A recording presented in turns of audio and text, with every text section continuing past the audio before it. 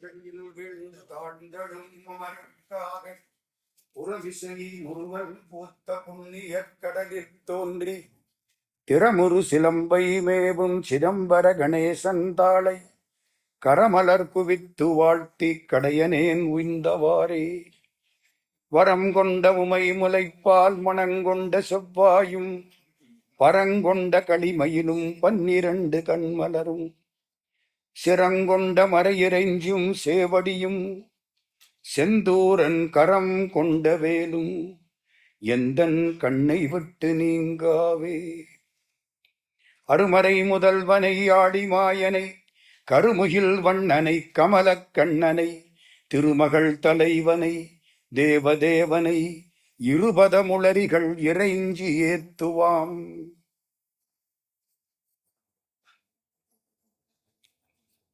அன்புக்கும் வணக்கத்திற்கும் மரியாதைக்கும் உரிய இந்த ஆலயத்தின் கார்வார் ஐயா அவர்களுடைய சார்பாக இன்றைக்கு வந்திருக்கக்கூடிய ஒக்கூர் ராமனமான அவர்களே, இந்த நிகழ்ச்சியை 3 ஆண்டுகளாக விடாமல் நடத்தி கொண்டிருக்கக்கூடிய நம்முடைய ஐயா டாக்டர் கருணாநிதி அவர்களே, பேராசிரியர் திண்ணப்பன் ஐயா அவர்களே, குமார் ஐயா அவர்களே, திருமுறையிலே எந்தெந்த நாயன்மார்களையெல்லாம் ஒரு நாடகமாக்கி காட்ட முடியுமோ அப்படி காட்டக்கூடிய இன்றைய சேக்கிழார் நம்முடைய வரதராஜன் ஐயா அவர்களே, மோகன் ஐயா அவர்களே, விஜயலட்சுமி அம்மா அவர்களே, வந்திருக்கக்கூடிய மற்ற சான்றோர்களே, தாய்மார்களே, எல்லோருடைய திருவடிகளையும் வணங்கி இந்த நல்ல நாளில் மகாபாரதத்தை தொடங்குகின்றோம்.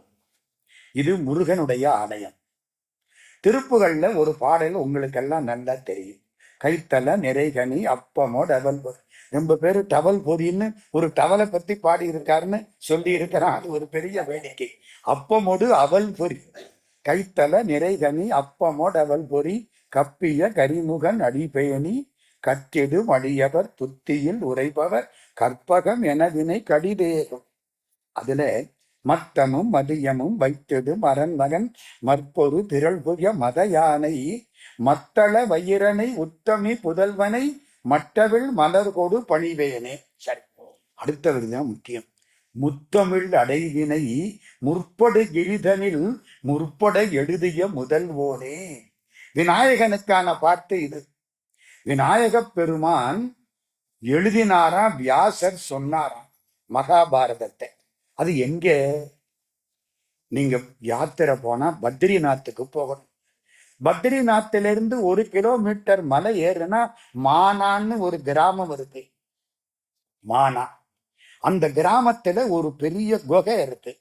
அதுக்கு பேரு வியாசர் குகை. உள்ள போனா 1000 ஏசி போட்டாப்புல குழுகுழுன்னு இருக்கு. சார் போனீங்களான்னு கேட்கப்படாது, போயிருக்கிறேன். அதனாலதான் தைரியமா சொல்றேன். அவ்வளவு அருமையா இருக்கும். ஒரு பக்கத்துல வியாசருடைய சிலை, ஒரு பக்கம் பிள்ளையார் சிலை. அந்த மலையில மேல ஏடுகள் மாதிரி அமைப்பு இருக்கு. மேல உள்ள பாறையா இல்ல, ஏடுகள், கல் ஏடுகள் மாதிரி இருக்கு. அதுக்குள்ள போனா ரொம்ப சுகமா இருக்கு. பக்கத்துல சரஸ்வதி நதி விழுகிறது. அங்க சத்தம் கேட்கும். கொஞ்ச தூரம் போய் பார்த்தா நதி காணாம போயிடும். சரஸ்வதி நதி பூமிக்குள்ள போற இடம் அது. ஒரு பக்கம் சரஸ்வதி நதி, ஒரு பக்கத்துல இந்த இடம் குகை. அங்க ஒரு டீ கடை போட்டிருக்கேன். அதான் கெட்டிக்காரன். அந்த டீ கடையில என்ன தெரியுமா எழுதியிருக்கேன்? This is the last tea stall in India. இந்தியாவில் உள்ள கடைசி டீ ஸ்டால் இது. மலையேறி குதிச்சா சீனாவுக்கு போயிடலாம். அங்கே எழுதினாராம். எதுக்கு சொல்ல வர்றேன்? அருணகிரிநாத சுவாமி என்ன சொல்றார்? முத்தமிழ் அடைவினை முற்படு கிரிதனில் முற்பட எழுதிய முதல்வோனே. முத்தமிழ் அடைவுங்கிறார். இந்த வில்லி பாரதத்துக்கு அவர் வைக்கிற பேரு முத்தமிழ் அடைவு. இயல், இசை, நாடகம் 3ம் சேர்ந்த முத்தமிழை ஒன்னா சேர்த்து தொகுத்தால் அது வில்லி பாரதம். முத்தமிழ் அடைவினை முற்படு கிரிதனில் முற்பட எழுதிய முதல்வோனே, அந்த மலையில் எழுதிய பெருமானே. அப்போ வில்லி பாரதத்தை பத்தி எவ்வளவு உயர்ந்த ஒரு இடத்தை அருணகிரிநாதர் பாடியிருக்கிறார்னு நமக்கு தெரியும். 2 பேரும் கிட்டத்தட்ட சமகாலத்தவர்கள். வில்லிபுத்தூர் ஆழ்வாரும் அருணகிரிநாதரும் சமகாலத்தவர்கள். அப்போ அவரே பாடுறார் முத்தமிழ் அடைவுன்னு. அதனாலே வில்லி பாரதம் அருமையான தமிழ். ஒரு செய்தி. இரண்டாவது செய்தி, சைவம் வைணவம் இந்த ஒற்றுமைக்கு அடிப்படை காரணம் வில்லி பாரதம். ஏன் தெரியுமா? பஞ்ச பாண்டவர்களை பத்தி நம்ம எல்லாருக்கும் தெரியும். அவர்களுக்கு துணையா இருந்தது யாரு? கண்ணபிரான். ஆனா இந்த 5 பேரும் வழிபாடு பண்ணது சிவபெருமான. சிவபூஜை, 5 பேரும் சிவபூஜை. அர்ஜுனன் சிவபூஜை, தர்மராஜா சிவபூஜை, பீமன் சிவபூஜை, நகுலன் சகாதேவன் 5 பேரும் பூஜை பண்ணது சிவபெருமான. உதவி பண்றது கிருஷ்ண பரமாத்மா. என்ன அர்த்தம்? ரெண்டும் ஒண்ணுதான். அரணும் அரியும் ஒன்றுதான். அரண் ஆண்பால், அரி பெண்பால். மூடனுக்கு பெண்பால் மூடிங்கப்படாது, மூடத்தி. தொண்டனுக்கு பெண்பால் தொண்டிங்கப்படாது, தொண்டச்சி. அரணுக்கு பெண்பால் அரி. அரண்னா சிவபெருமான், அரின்னா பெருமாள், திருமால். இந்த ரெண்டையும் ஒத்து அழகா பாடுகிறார் நம்முடைய வில்லிபுத்தூர் ஆழ்வார். இந்த வில்லிபுத்தூர் ஆழ்வார் கிட்டத்தட்ட 15ஆம் நூற்றாண்டை ஒட்டி இந்த பாடலை பாடுகிறார். அந்த காலத்துல பழக்கம் எப்படின்னு கேட்டா, அந்த பாடல் பாடுற பொழுது யாராவது முன்னாலே ஒரு பாயிரம் கொடுக்கணும். பாயிரம்னா முன்னுரைன்னு பேர். இந்த வில்லிபுத்தூர் ஆழ்வாருடைய பாடலுக்கு அவர் பிள்ளை பாயிரம் கொடுக்கிறார். இப்போ அவ விட பிள்ளை அறிவாளி. பாயிரம் கொடுக்கிறவர் நம்மளை விட பெரிய ஆளா இருக்கணும். என்னுடைய நூலுக்கு பேராசிரியர் திண்ணப்பன் ஒரு முன்னுரை கொடுத்தா அவர் என்னை விட பெரியவர்னு அர்த்தம். இதுதான் பழக்கம். இப்போ அப்பாவுடைய நூலுக்கு பிள்ளை பாயிரம் கொடுக்கிறார். அப்ப இந்த பிள்ளை அப்பாவை விட பெரிய ஆள். தம்மில் தம் மக்கள் அறிவுடைமை மாநிலத்து மண்ணுயிர்க்கெல்லாம் இனிது. இந்த பாயிரத்துல ஒரே ஒரு பாட்டு தமிழுக்காக சொல்றேன். நான் தமிழ் ஆசையினாலதான் வில்லிபுத்தூர் ஆழ்வார் பாரதத்தை படிச்சேன். கிருஷ்ண பக்தி அப்புறம்தான், முதல்ல தமிழ். இந்த பாருங்க, இந்த பாயிரத்துல ஒரு பாட்டு. இந்த வில்லிபுத்தூர் ஆழ்வார் பிறந்தது எந்த பகுதி? சோழ நாடா? இல்லை. சேர நாடா? இல்லை. பாண்டிய நாடா? இல்லை. திருமுனைப்பாடி நாடு. திருமுனைப்பாடி நாடுன்னா போருக்கு செல்லக்கூடிய பெருமக்கள் முனைப்பாய் இருக்கக்கூடிய ஒரு பகுதி திருமுனைப்பாடி நாடு. இந்த திருமுனைப்பாடி நாட்டுல என்னடா சிறப்பு அப்படிங்கிறத இந்த புள்ள பாடுறார் அப்பாவை பத்தி. எங்க அப்பா பிறந்தது திருமுனைப்பாடி நாடு. இந்த திருமுனைப்பாடி நாட்டுக்கு சிறப்பு என்ன தெரியுமா? 2 சிறப்பு சொல்றார். ஒரு சிறப்பு, அந்த காலத்துல முதல் ஆழ்வார்கள் 3 பேரும் கூடி முதலில் தமிழ் பாடிய இடம் திருக்கோவிலூர். பொய்கை ஆழ்வார், பூதத்தாழ்வார், பேயாழ்வார் 3 பேரும் சாயங்கால நேரத்திலே சந்தித்து 3 அருமையான வெண்பாக்களை பாடினார்கள். அதுதான் முதல் திருவந்தாதி, 2ஆம் திருவந்தாதி, 3ஆம் திருவந்தாதி. அந்த காலத்துல முதலில் பாடப்பட்டது அது. அப்படி 3 ஆழ்வார்களும் மொழிவிளக்கேற்றிய பகுதி. இவர் வைஷ்ணவர், மறந்துடப்படாது. வில்லிபுத்தூர் ஆழ்வாருடைய புள்ள 2வது சொல்ற, யாவரும் மதிக்கக்கூடிய 3 பேர்ல 2 பேர் இந்த ஊரில் பிறந்தவர்கள். அது என்ன யாவரும் மதிக்கக்கூடிய 3 பேர்? தேவரும் மறையும் இன்னமும் காணா செஞ்சடை கடவுளை பாடும் 3வரில் 2வர். யாவரும் மதித்தோர் 3வரில் 2வர் பிறந்த நாடு இந்த நன்னாடு. சார் புரியலையே. யாரு 3 பேர்? சுந்தரர், அப்பர், ஞான சம்பந்தர். அதுல ஞான சம்பந்தர் சீர்காழி சோழ நாடு, அப்பர் சுவாமி திருவதிகை, திருவாமூர் அருள் பெற்றது திருவதிகை, திருவாமூர். இவரு திருநாவலூர். எல்லாம் திருமுனைப்பாடி நாடு. 3 பேர்ல 2 பேர் பிறந்தது இந்த ஊரு. சைவத்தையும் வைஷ்ணவத்தையும் இணைச்சு இந்த நாட்டுக்கு 2 கண்கள். வலது கண்ணு சைவம், இடது கண் வைணவம். 2 கண்ணு நமக்கு தேவை. அந்த பாட்டை பாடுங்க. பாவரும் தமிழால் பேர் பெரு பனுவல் பாவலர் பாதினாள் இரவில் 3வரும் கூடி மொழி விளக்கேற்றி முகுந்தனை தொழுத நன்னாடு. பாவரும் தமிழா. தமிழுக்கு சிறப்பு பாட்டு. எத்தனை எல்லாம் பாட்டு. உங்க 14 கீழ்கணக்கு, 14 மேல்கணக்கு, அதுக்கப்புறம் திருமுறை, அப்புறம் 4000 திவ்ய பிரபந்தம், அப்புறம் தாயுமானார், அப்புறம் வள்ளற் பெருமான். அப்பொழுதும் பாட்டு கொட்டி கிடக்கு. பாவரும் தமிழால் பேர் பெரு பனுவல் பாவலர். அந்த 3 பேர் பாதி நாள் இரவில் மூவரும் கூடி மொழியினால விளக்கேற்றினார்கள். மொழி விளக்கேற்றி முகுந்தனை தொழுத நன்னாடு. இது பெருமாளுக்கு. அடுத்த வரி பாருங்க. தேவரும் மறையும் இன்னமும் காணா செஞ்சடை கடவுளை. தேவர்களாலும் வேதங்களாலும் காண முடியாத சிவபெருமானை பாடி எல்லோராலும் போற்றப்பட்ட 3 பேர் இருக்காங்களே, அதுல 2 பேர் பிறந்தது இந்த நன்னாடு. தேவரும் மறையும் இன்னமும் காணா செஞ்சடை கடவுளை பாடும் யாவரும் மதித்தோர் மூவரும். எல்லாரும் மதிக்கிறாங்களாம். சைவர், வைணவர், சமணர், பௌத்தர் எல்லாரும் மதிக்கிறாங்களாம். யாவரும் மதித்தோர் மூவரில் இருவர் பிறந்த நாடு இந்த நன்னாடு. வரந்தருவாருங்கிற புள்ள அப்பாவுடைய நூலுக்கு ஒரு முன்னுரை கொடுக்கிற பொழுது சைவத்தையும் வைணவத்தையும் இணைத்து இந்த நாடு நன்றாயிருக்க வேண்டும் என்று 1000 கூட எண்ணி இருப்பாரேயானால் இந்த மாதிரி ஒருவரை நம்ம எங்கேயும் பார்க்க முடியாது. இந்த தமிழ் தான் என்னை இழுத்தது. வில்லிபுத்தூர் ஆழ்வார நான் எதுக்கு படிச்சேன்? அருமையான தமிழ் பாட்டு கொற்றார். அப்படியே கிட்டத்தட்ட 4000 சொச்சம் பாட்டு முழுக்க 10 பருவம். அருமையான பாட்டு. இன்னைக்கு கிருஷ்ண பரமாத்மாவினுடைய பிறந்த நாள். நேற்று ராத்திரி கோகுலாஷ்டமி வந்துருச்சு, அஷ்டமி வந்துருச்சு. பெருமானுடைய திருநாமத்தை நினைக்க வேண்டிய சமயம். அதனால நம்ம இன்னைக்கு பெரிய பெரிய புராணத்திலே சிவபெருமான் புகழ் எப்படி பாடப்பட்டிருக்கிறதோ அதே மாதிரி வில்லிபுத்தூர் ஆழ்வாருடைய நூலில் கண்ணன் புகழும் சிவபெருமான் புகழும் பாடப்பட்டிருக்கிறது. அது எங்க சார் சொல்லி இருக்குன்னா, அதுக்கு ஒரு பாட்டு இருக்கு. வில்லிபுத்தூர் ஆழ்வார் ரொம்ப கெட்டிக்காரத்தனமா பாடியிருக்கிறார். அழகான பாட்டு. அந்த பாட்டில இருந்து நான் தொடங்குகிறேன். முன்னு மாமரை முனிவரும் தேவரும் பிறரும் பண்ணுமா மொழி பாரத பெருமையும் பாரேன். முனிவர்கள் எல்லாம் பாரதத்தை நிறைய சொல்லி இருக்கிறார்கள். நம்ம வீட்டுல கூட அவரு கதையா, அது பெரிய பாரதம் இல்ல. பாரதத்தில அத்தனை கிளைக்கதை. முன்னும் மாமரை முனிவரும் தேவரும் பிறரும் பண்ணுமா மொழி பாரத பெருமையும் பாரேன்.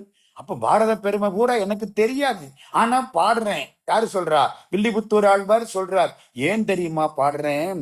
மண்ணு மாதவன் சரிதமும் இடையிடை வழங்கும் என்னும் ஆசையால் யானும் ஈது இயம்புதற்கு இசைந்தேன். மண்ணு மாதவன் அப்படின்னா என்ன அர்த்தம்? நிலை பெற்ற மாதவன். மாதவன்னா யாரு? பெருமாள். மாதவன் பெருமாள் தானே. மண்ணு மாதவன், நிலை பெற்ற மாதவனுடைய புகழ் அடிக்கடி வரும். அவன் புகழை வாயார பாடலாம் என்று அதற்காக சொன்னேன். ஒரு அர்த்தம். 2வது அர்த்தம், மண் உமாதவன், நிலை பெற்ற உமையவளை தவத்தினால் பெற்றவன். நான் அப்படித்தான் அர்த்தம் பண்றேன். உமையவள் தவத்தினாலே சிவபெருமானை பெற்றாள். இந்த சிவபெருமான் தட்சிணாமூர்த்தியா இருந்து தவம் பண்ண புண்ணியத்தினாலே அப்படி ஒரு மனைவி உமையவள் அவருக்கு வாய்த்தாள். மண் உமாதவன், மண்ணு மாதவன். மண்ணு மாதவன் சேர்த்தா பெருமாளுக்கு, மண் உமாதவன் சேர்த்தா சிவபெருமானுக்கு. பாட்டு எப்படி இருக்கு பார்த்தீங்களா? தமிழ் விளையாடுது.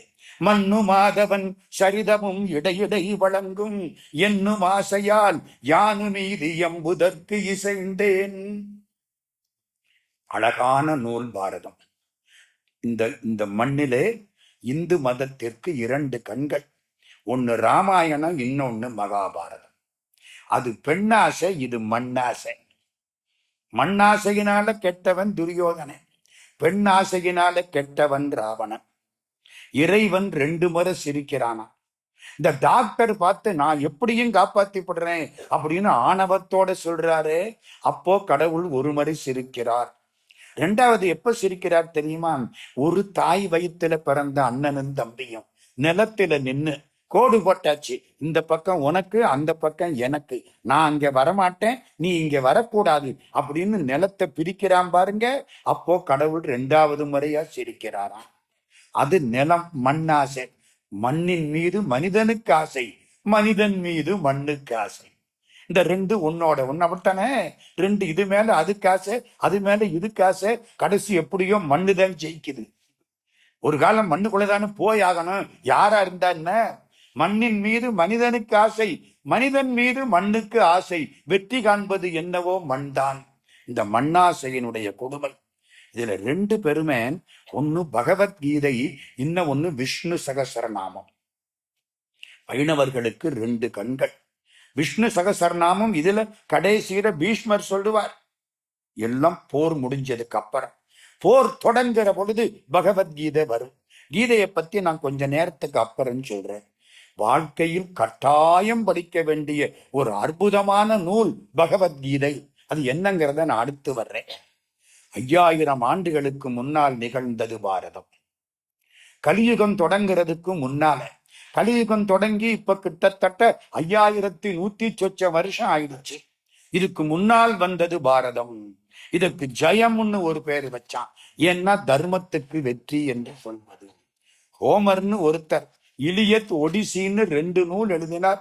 பெரிய காவியங்கள் கிரேக்கத்துல. அது ரெண்டையும் சேர்த்தா நம்ம பாரதத்துல அரக்கா பங்கு வரும். அது ரெண்டையும் சேர்த்து 8ஆல பெருக்கினா நம்ம மகாபாரதம். பெருந்தேவனார் பாரதம் கடைச்சங்க காலம் கொஞ்சம் பாட்டுத்தான் கிடைச்சிது, அதை விட்டுட்டோம். பாரத வெண்பான்னு ஒண்ணு வந்தது.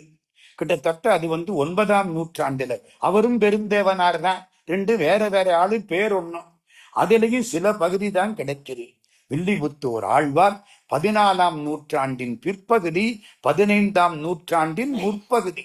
அவர் வரவதி ஆட்கொண்டான் என்பவனுடைய ஒரு கருணையினாலே திருமுனைப்பாடி நாட்டில் பிறந்து 4850 பாடல்கள் இந்த வில்லிபுத்தூர் ஆழ்வார் பாரதத்தை பாடினார். நான் வேகமா போறேன். சந்திர வம்சம், ராமாயணம் சூரிய வம்சம், ரகு வம்சம். ரகுன்னா யாரு? சூரியன். இது சந்திர வம்சம். சந்திர வம்சம் சந்திரன். சந்திரனுக்கு ரொம்ப புகழ் உண்டு. ஒரு ஜாதகத்துல ஒரு மனிதனுடைய உடம்பு எப்படி இருக்குன்னு பார்க்கணும்னா சூரியன் எங்கே இருக்கிறாருன்னு பார்க்கணும். அவன் மனசு எப்படி இருக்குன்னு பார்க்கணும்னா சந்திரன் எங்கே இருக்கிறான்னு பார்க்கணும். சந்திரன் ஒரு மாதிரியா இருந்தா அந்த ஆளு மனக்கோளாறு உள்ளவர். சாதாரணமா என்ன சொல்லுவாங்க தெரியுமா? சூரியன் அப்பா மாதிரி, சந்திரன் அம்மா மாதிரி. இந்த மனக்கோளாறுக்கு பெரும்பகுதி காரணம் அம்மா என்பது ஆராய்ச்சி முடிவு. அந்த குழந்தை வயிற்றுல இருக்கிற பொழுது அந்த தாய் என்ன நினைச்சாலோ அது அந்த குழந்தையினுடைய மனசை பாதிக்கும். உடம்பு அப்பா, மனசு அம்மா. சந்திரன் மனசு. எந்த நட்சத்திரத்தோட சந்திரன் சேர்ந்து இருக்கிறானோ அந்த நட்சத்திரம் அன்னைக்கு பேரு, அன்னைக்கு நட்சத்திரம். சிவபெருமான் திருமுடியில் இருப்பவர் மதியின்னு பேரு. மதின்னா என்ன? புத்திசாலித்தனம். இந்த பிள்ளை தமிழ்ல அழகா பாடுவாங்க. என்ன முருகன் கூப்பிடுறான், நீ வல்லியே, நீ மதியில்லா மதியோ, மதியில்லா மதியோ அப்படிம்பாங்க. அவனுக்கு மதியின்னு பேர். ரொம்ப அழகன். சாளரன் தோறும் தோன்றும் சந்திர உதயங்கண்டார். ராமன் நடந்து போற பொழுது ஒவ்வொரு ஜன்னல்லையும் ஒவ்வொரு சந்திரன் தெரிஞ்சானா. சார் இருக்கதே ஒரு சந்திரன் தானே. மிதிலையில ஒவ்வொரு சாளரத்திலையும் ஒவ்வொரு சந்திரன் தெரிஞ்சானா. புரியுதா? அழகான பெண்கள் முகம் தெரிஞ்சுதான். அதை எப்படி சொல்றார்? சாளரன் தோறும் தோன்றும் சந்திர உதயங்கண்டார். அமுதத்தோடு பார்க்கடலில் பிறந்தவன் சந்திரன். இந்த சந்திரனுக்கு புதன்னு ஒரு பையன். அந்த புதனுடைய மனைவி இளை. இவங்களுடைய பிள்ளை புரூரவா. இவனுக்கு பிள்ளை ஆயு. நான் அதையெல்லாம் வேகமா போயிடுறேன். இந்த ஆயுவுக்கு பிள்ளை நகுஷன். இந்த நகுஷன் எப்படி தெரியுமா? 100 அஸ்வமேத யாகம் பண்ணனானா. உடனே தேவேந்திர பதவி இவனுக்கு கிடைச்சிருச்சு. 100 அஸ்வமேத யாகம் பண்ணனா அடுத்த தேவேந்திரன் அவன் தான். இதுக்காக தேவேந்திரன் என்ன செய்வான்? யாராவது அஸ்வமேத யாகம் பண்றானான்னு பார்த்து அதை எப்படியாவது கெடுத்து விடுறான். அடுத்த ஆள் நமக்கு பதவிக்கு வந்துடுவான்ல, அதுக்காக இவன் 100 அஸ்வமேத யாகம் பண்ணி தேவேந்திர பதவிக்கு போயிட்டான்.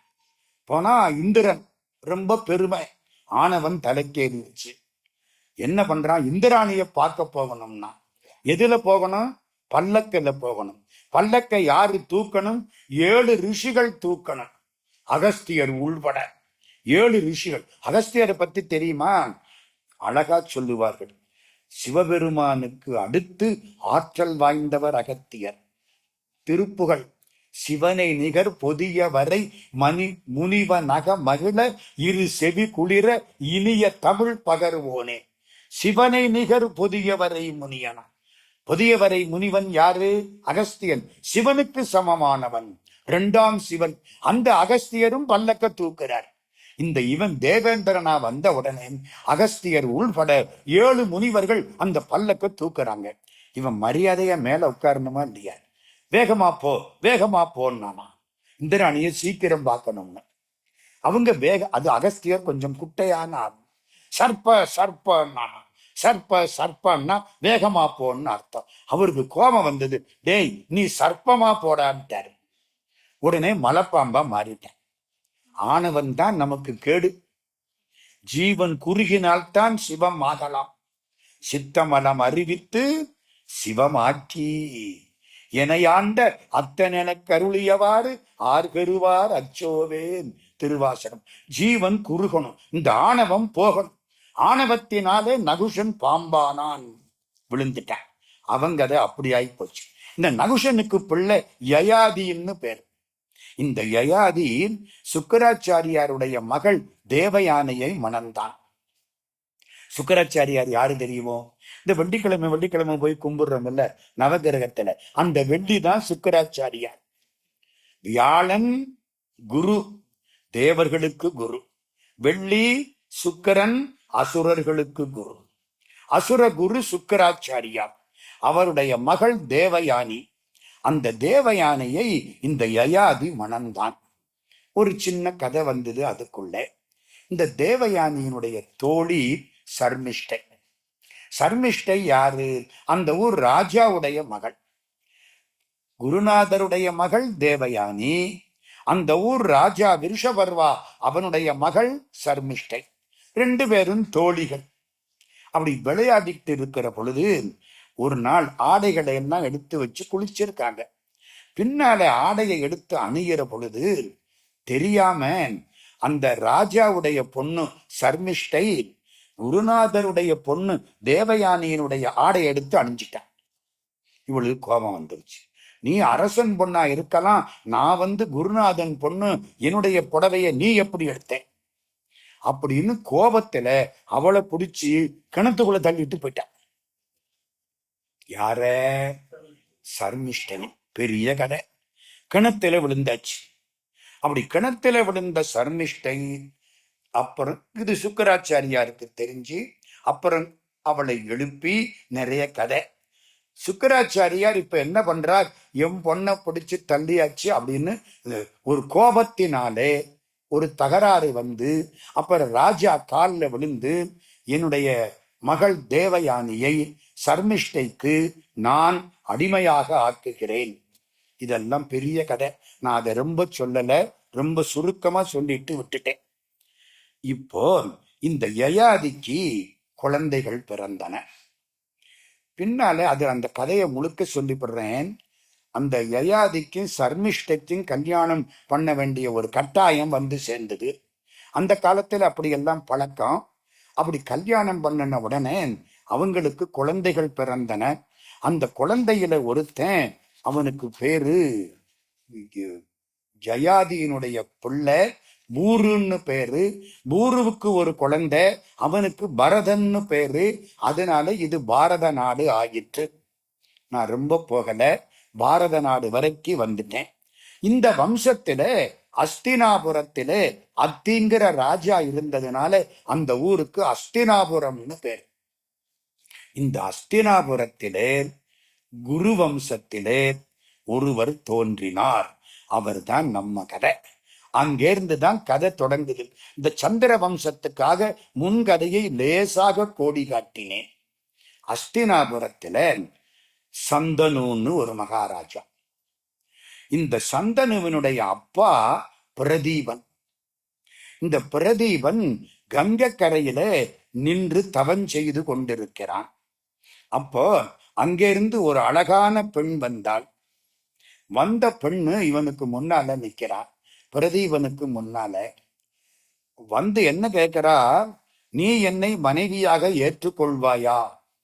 இவன் சொல்றான், வலது தொடையில உட்காரு. உட்கார்ந்து தவம் பண்றது. அந்த பொண்ணு வலது தொடையில வந்து உட்கார்ந்தா. இவன் சொன்னா இடது தொடை மனைவிக்கு, வலது தொடை மகளுக்கு. வலது தொடையில உட்கார்ந்தா மகன், பொண்ணா இருந்தா மகள். இடது தொடையில உட்கார்ந்தா மனைவி.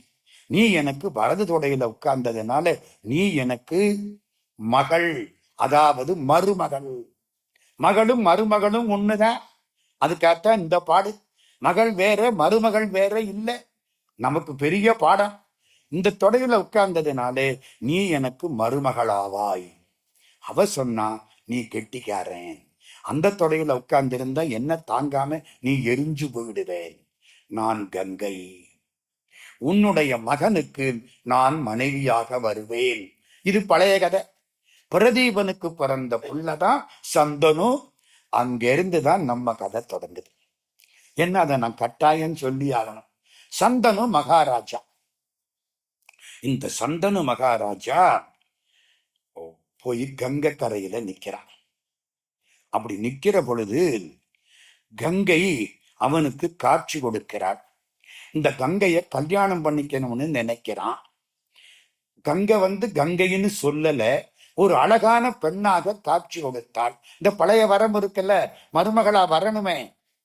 இவன் பார்த்து நீ என்ன கல்யாணம் பண்ணிக்கிறியான்னா, மகாராஜா கல்யாணம் பண்ணிக்கிறேன், ஆனா ஒண்ணு. என்ன? கல்யாணத்துக்கு அப்புறம் நான் என்ன செஞ்சாலும் நீ ஆமா போடணும். என்ன சிரிக்கிறீங்க? நம்ம இந்த காலத்துல செய்யறது அவன் அப்போ வரம் மாதிரி கேட்டிருக்கான். அப்படித்தானே? என்ன கெட்டு போச்சு? நான் என்ன, அவ கேட்டது, நான் என்ன பண்ணனாலும் நீ தடை பண்ணப்படாது. சரி. முதல்ல குழந்தை பிறந்தது, தூக்கி கங்கையில வீசிட்டான். ஒன்னும் கேட்கப்படாது, கேட்டா போயிடுவான். கம்முன்னு இருந்தான். 2வது குழந்தை, 3வது குழந்தை, 4வது குழந்தை, 5, 6 குழந்தைகளை எரிஞ்சாச்சு. 7வது குழந்தையையும் எரிஞ்சாச்சு. இவனால தாங்க முடியலை. 8வதா ஒரு குழந்தை பிறந்தது. அதை எரியறதுக்கு போனா தடுத்துட்டான். இந்த பாரு, 7 புள்ள போயிடுச்சு. மங்களம் என்ப மனை மாற்றி மற்றதன் நன்கலம் நன்மக்கள் பேரு. குழந்தைய போய் எரியிறியே, இது 8வது விழ. நான் வளர்க்கிறேன்னா உனக்கு நமக்கும் போட்ட ஒப்பந்தம் முடிஞ்சு போச்சு. நான் சொன்னபடி கேட்டாத்தான் நான் உனக்கு மனைவி. இப்ப நீ கேட்கல, நான் போறேன், அவ்வளவுதான். இல்ல, இன்னொரு குழந்தையவும் பெத்துக்குவோம். அதுக்கப்புறம் நம்ம 2 பேருமா எங்க வேணாலும் போகலாம். நான் யார் தெரியுமான்னா கங்கைன்னு சொல்லிட்டா. இப்பத்தான் கங்கைன்னு சொல்லிட்டு ஒரு கதையை சொல்றான். நிறைய கதைகள். அஷ்டவசுக்கள்னு 8 பேர். இந்த 30 முக்கோடி தேவர்கள் சொல்றீங்கல்ல, அது 33 தான் மொத்தம். 33 கோடி இல்ல. அந்த 33க்குள்ள அஷ்டவசுக்கள் 8 பேர். இந்த அஷ்டவசுக்கள் ஒரு முறை என்ன பண்றாங்க, ஒரு சாபத்தினாலே இங்க வர்றாப்புல ஆயிப்போச்சு. இந்த அஷ்டவசுக்கள் வசிஷ்டருடைய பசுமாட்டை போய் திருடி இருக்கான். அது காமதேனு. வசிஷ்டர் பார்த்தார், கோபிச்சார். அது ஏன் திருநான் தெரியுமா? அஷ்டவசுக்கள்ல ஒருத்தனுடைய மனைவி எனக்கு காமதேனு வேணும்னு கேட்டுட்டான். மனைவி கேட்டா மறுவார்த்தை உண்டோ? வந்தான், திருட போனா. துணைக்கு 7 பேர் வந்தாங்க. 8 பேரும் போய் திருடினாங்க. வசிஷ்டர் சபிச்சுட்டார். 8 பேரும் பூமியில் போய் பிறப்பீர்கள். எல்லாம் காலில் விழுந்தாங்க. 7 பேரும் பிறந்த உடனே இறந்து இங்கே வருவீர்கள். இந்த மனைவி பேச்ச கேட்டு ஒருத்தன் திருட வந்தான் பாருங்க, இவன் பல ஆண்டுகள் மனைவி இன்பம் இல்லாமல் பூமியில் வாழ்வான். அவ்வினை கிவ்வினை ஆம். சம்பந்த சுவாமி. ஆமா, எல்லாத்துக்கும் காரணம் உண்டுங்க. இன்னைக்கு கோகுலாஷ்டமி அன்னைக்கு நீங்க நம்ம தண்டாயுதபாணி கோயில்ல மகாபாரதம் கேட்கணும்னு உங்களுக்கு போன பிறவியில எழுதி இருந்தாத்தான் இங்க உட்கார்ந்து இருப்பீங்க. இல்லைன்னா எங்கேயோ உட்கார்ந்து என்னத்தையோ பார்த்துக்கிட்டு இருப்பீங்க. அப்படித்தானே? அஷ்டவசுக்கள் இப்படி. சரி, இப்போ அதே மாதிரி கங்கை இங்கே வந்தாள், பிறந்தாள். அந்த பிரபாசனுங்கிறவன் அவன் தான் 8வது ஆடு. அந்த குழந்தையை கையில் எடுத்துக்கொண்டால் நீயும் நானும் இனிமே பிரிய வேண்டியதுதான். கங்கை பாட்டுக்கு போயிட்டு அந்த குழந்தைய நான் வளர்த்து உன்னிடம் ஒப்படைக்கிறேன். குழந்தைய எப்பவும் தாய் தான் வளர்க்கணும். நான் வளர்த்து உன்னிடம் ஒப்படைக்கிறேன், இந்த மகனை உன்னிடம் நான் ஒப்படைக்கிறேன். முடிஞ்சது. ஒரு 10-15 வருஷம் ஆச்சு. கங்கை கரையிலே ஒரு வீரன் கங்கை பிரவாகத்தை அம்பு விட்டு தடுத்துக்கிட்டு இருக்கான். கங்கை பொங்கி வரும். இன்னரும் நீர் கங்கை யாரெங்கள் யாரே, இங்கிதன் மாண்பிற்கு எதிரது வேறே. கங்கைக்கு அவ்வளவு பெருமை. காசிக்கு மிஞ்சின பதியும் இல்லை, கங்கைக்கு மிஞ்சின நதியும் இல்லை. பிரவாகம் எடுத்து வருது. இவன் அம்புனால தடுக்க பார்க்கிறான். சந்தனு மகாராஜா வந்து பார்த்துட்டான். என்னடா இது, கங்கை பிரவாகத்தை ஒரு 18 வயசு பையன் தடுக்க பார்க்கறானே, ஆச்சரியமா இருக்கு. கொஞ்ச நேரம் ஆச்சு. கங்கைக்குள்ளே இருந்து அந்த பெண் வந்தாள். இவங்கிட்ட வந்தா, இவன் உன் மகன். அப்புறம்தான் இவனுக்கு புரிஞ்சுது. கங்காதேவி அந்த பிள்ளைய வளர்த்து அவளுக்கு அவனுக்கு எல்லா விதமான ஆற்றலையும் கொடுத்து இப்ப கொண்டாந்து கையில் ஒப்படைத்து விட்டாள். அந்த பையன் இப்பொழுது இளவரசன். கங்கைக்கும் சந்தனுவுக்கும் பிறந்த அந்த 8வது பிள்ளை இன்றைக்கு இளவரசன். அவனுக்கு பேரு தெரியாது, பின்னாலே சொல்லுவோம். கொஞ்ச காலம் ஆச்சு. இந்த சந்தனு மகாராஜா வேட்டைக்கு போனான். யமுனை கரை நல்ல மனம் வீசுகிறது, சந்தன மனம் வீசுகிறது. என்னடா இந்த காட்டுக்குள்ள சந்தனம் மனம் வீசுகிறது, சந்தன மரம் கூட கிடையாது. போய் பார்க்கறான். செம்படவ பெண்ணு ஒருத்தி அழகா நிக்கிறான். அவ உடம்புல இருந்து இந்த வாசம் அடிக்குது. செம்படவ பெண்ணு உடம்புல எந்த வாசம் அடிக்கும்? பகவான் ராமகிருஷ்ணர்கிட்ட போங்க. ராமகிருஷ்ணர் ஒரு கதை சொல்லுவார். ஒரு ரிஷியினுடைய வீடு. செம்படவ பெண்கள் ஒரு 5-6 பேர் அந்த மீன் கூடைய தூக்கிட்டு வந்தாங்களாம். சாமி, மழை பெய்யுது, கொஞ்சம் படுத்திருந்துட்டு போறோம். சரி, படுத்துக்கோ. எல்லாம் படுத்துட்டாங்களாம். தூக்கமே வந்தியா. ஏன்? சும்மா தரையில படுத்துட்டாங்க, தூக்கமே வரல. இவருக்கு மீன் நாத்து அடிக்குது, அவங்களுக்கு இங்க உள்ள சந்தன வாசம் பிடிக்கல, தூக்கம் வரல. இப்ப என்ன செய்யலாம்? எல்லார்ட்டையும் மீன் கூட இருந்ததா, மீன் கூடைய தூக்கி தலைக்கி வச்சாங்களாம், வச்சு படுத்தாங்களாம். சுகமா தூக்கம் வந்துருச்சான். இவருக்கு மீன் வாசம் பிடிக்கல, அவங்களுக்கு மீன்ல படுத்த பழக்கம் போகல. அந்த வாசம் இருந்தாத்தான் தூக்கம் வரும். எதுக்கு சொல்ல வந்தேன்? செம்படவர்கள் உடம்புல மீன் வாசம் அடிச்சுங்கிறான். இவளுக்கு மனம் வீசுகிறது. என்னடா ஆச்சரியமா இருக்கே, இது யாரு? பரிமளகந்தி. பரிமளம்னா என்ன அர்த்தம்? மனம் வீசக்கூடிய சந்தனம். பரிமள கலவ சுகந்த சந்த தனமானார் படையம படையனு அந்திக்குங்க கடையாலே வரியலி நிறைமுறல் கொங்குர் கங்கூர் குழலாலே மறுகிடும் அருளனை இன்புற்று அன்புற்று அருள்வாயே. திருச்செந்தூர் திருப்புகழ். பரிமள வாசம் அடிக்குது. அவ யாரு தெரியுமா? அதுக்கு ஒரு கதை இருக்கு, நல்லா கேட்டுக்கிட்டே வாங்க. முரட்டு நூல் மகாபாரதம். வியாசர். வியாசர்னா தெரியுமோ? வியாசம்னா என்ன அர்த்தம்? கட்டுரை. வியாசம் எழுதுன்னு சொல்லியிருக்கீங்கல்ல அந்த காலத்துல. வியாசர்னா கம்பைலர், எல்லாத்தையும் சேர்த்து கொடுத்தவர் வியாசர். கிருஷ்ண துவைபாயன வியாசர், அவரு தான் இதை எழுதினவர். ஆள் கருப்பா இருப்பார். கிருஷ்ணம்னா கருப்பு. அவர் எழுதினது. அவர் எப்ப பிறந்தார் அந்த கதைக்குள்ள இப்ப போறேன். இந்த செம்படவ பெண் இருக்காளே, இவளுக்கு அந்த காலத்துல மச்சகந்தின்னு பேர். மச்சம்னா மீன், கந்தம்னா வாசனை. உடம்புல மீன் வாசனை அடிக்கும், அதனால அவளுக்கு மச்சகந்தின்னு பேர். இந்த மச்சகந்தி படகோட்டிட்டு இருக்கான். பராசர முனிவர் வந்து படகுல உட்கார்ந்துட்டார். பராசரர் பரமஞானி. இந்த படகு கரையில கங்கையில போயிட்டு இருக்கு. மேல நிமிந்து பார்த்தார், நட்சத்திரங்களை பார்த்தார். இந்த நேரத்திலே ஒரு குழந்தை உற்பத்தியாகுமானால் அந்த குழந்தை பேரறிஞனாக திகழ்வான். கல்யாணம் பண்ணிக்கிறது எதுக்கு? ஹனிமூன் போறதுக்கு இல்ல, நல்ல குழந்தைகளை பெத்துக்கிறதுக்கு. அதான் சத்திரம், அதான் சத்தியம். நல்ல குழந்தை வேணும், அதுக்காகத்தானே கல்யாணம் பண்ணிக்கிறது. குழந்தை நல்ல விதமா பிறக்கணும்னா கணவனும் மனைவியும் சேர்ற பொழுது நல்ல நேரத்துல சேரணும். இல்லைன்னா பிறக்கிற புள்ள அரக்கனா பிறப்பான். நம்ம தான் காரணம். நம்ம தான் காரணம்.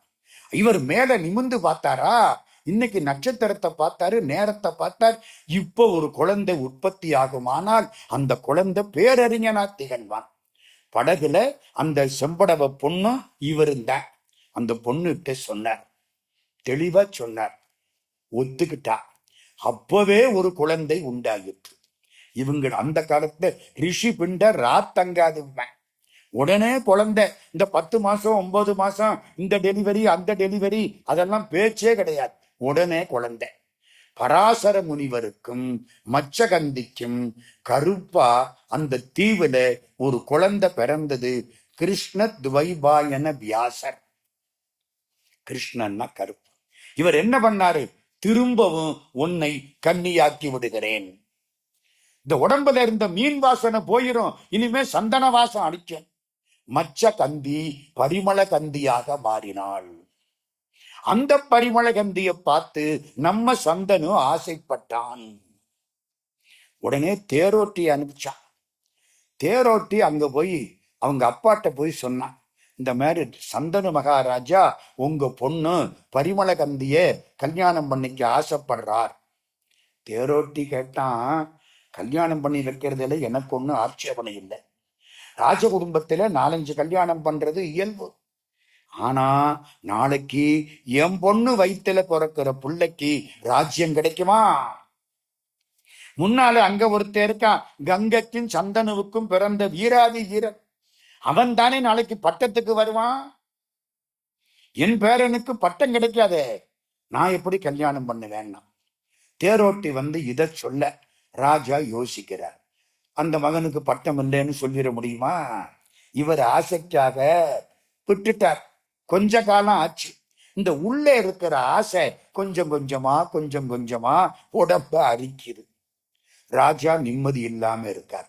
அந்த மூத்த பையன் பார்க்கறான், என்னடா அப்பா எப்பவும் சுறுசுறுப்பா நல்லா இருப்பாரு, இப்ப ஒரு மாதிரி இருக்காரு.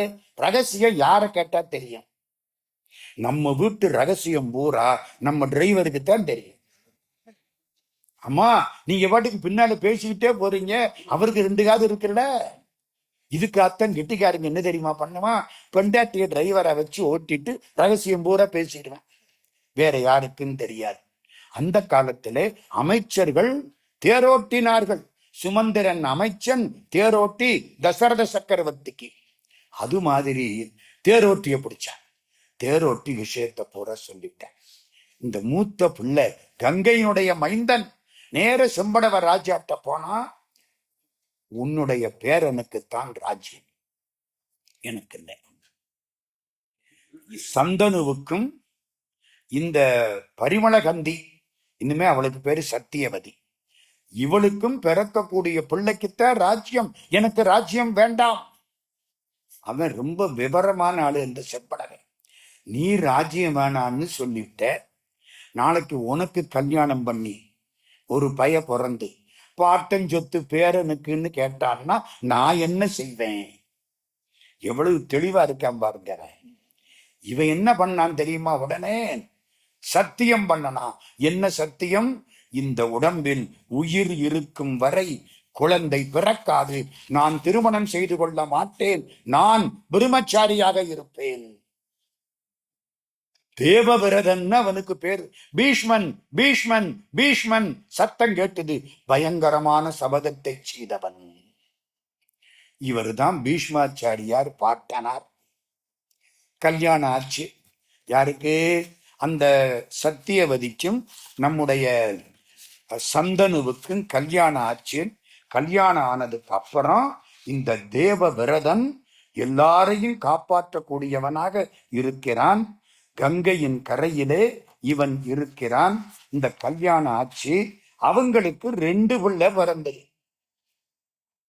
யாருக்கு? சத்தியவதி வயிற்றுல 2 பிள்ளை பிறந்தது. சந்தனுவுக்கும் சத்தியவதி 2 பேருக்கும். சித்திராங்கதன் விசித்திர வீரியன்னு பேர்.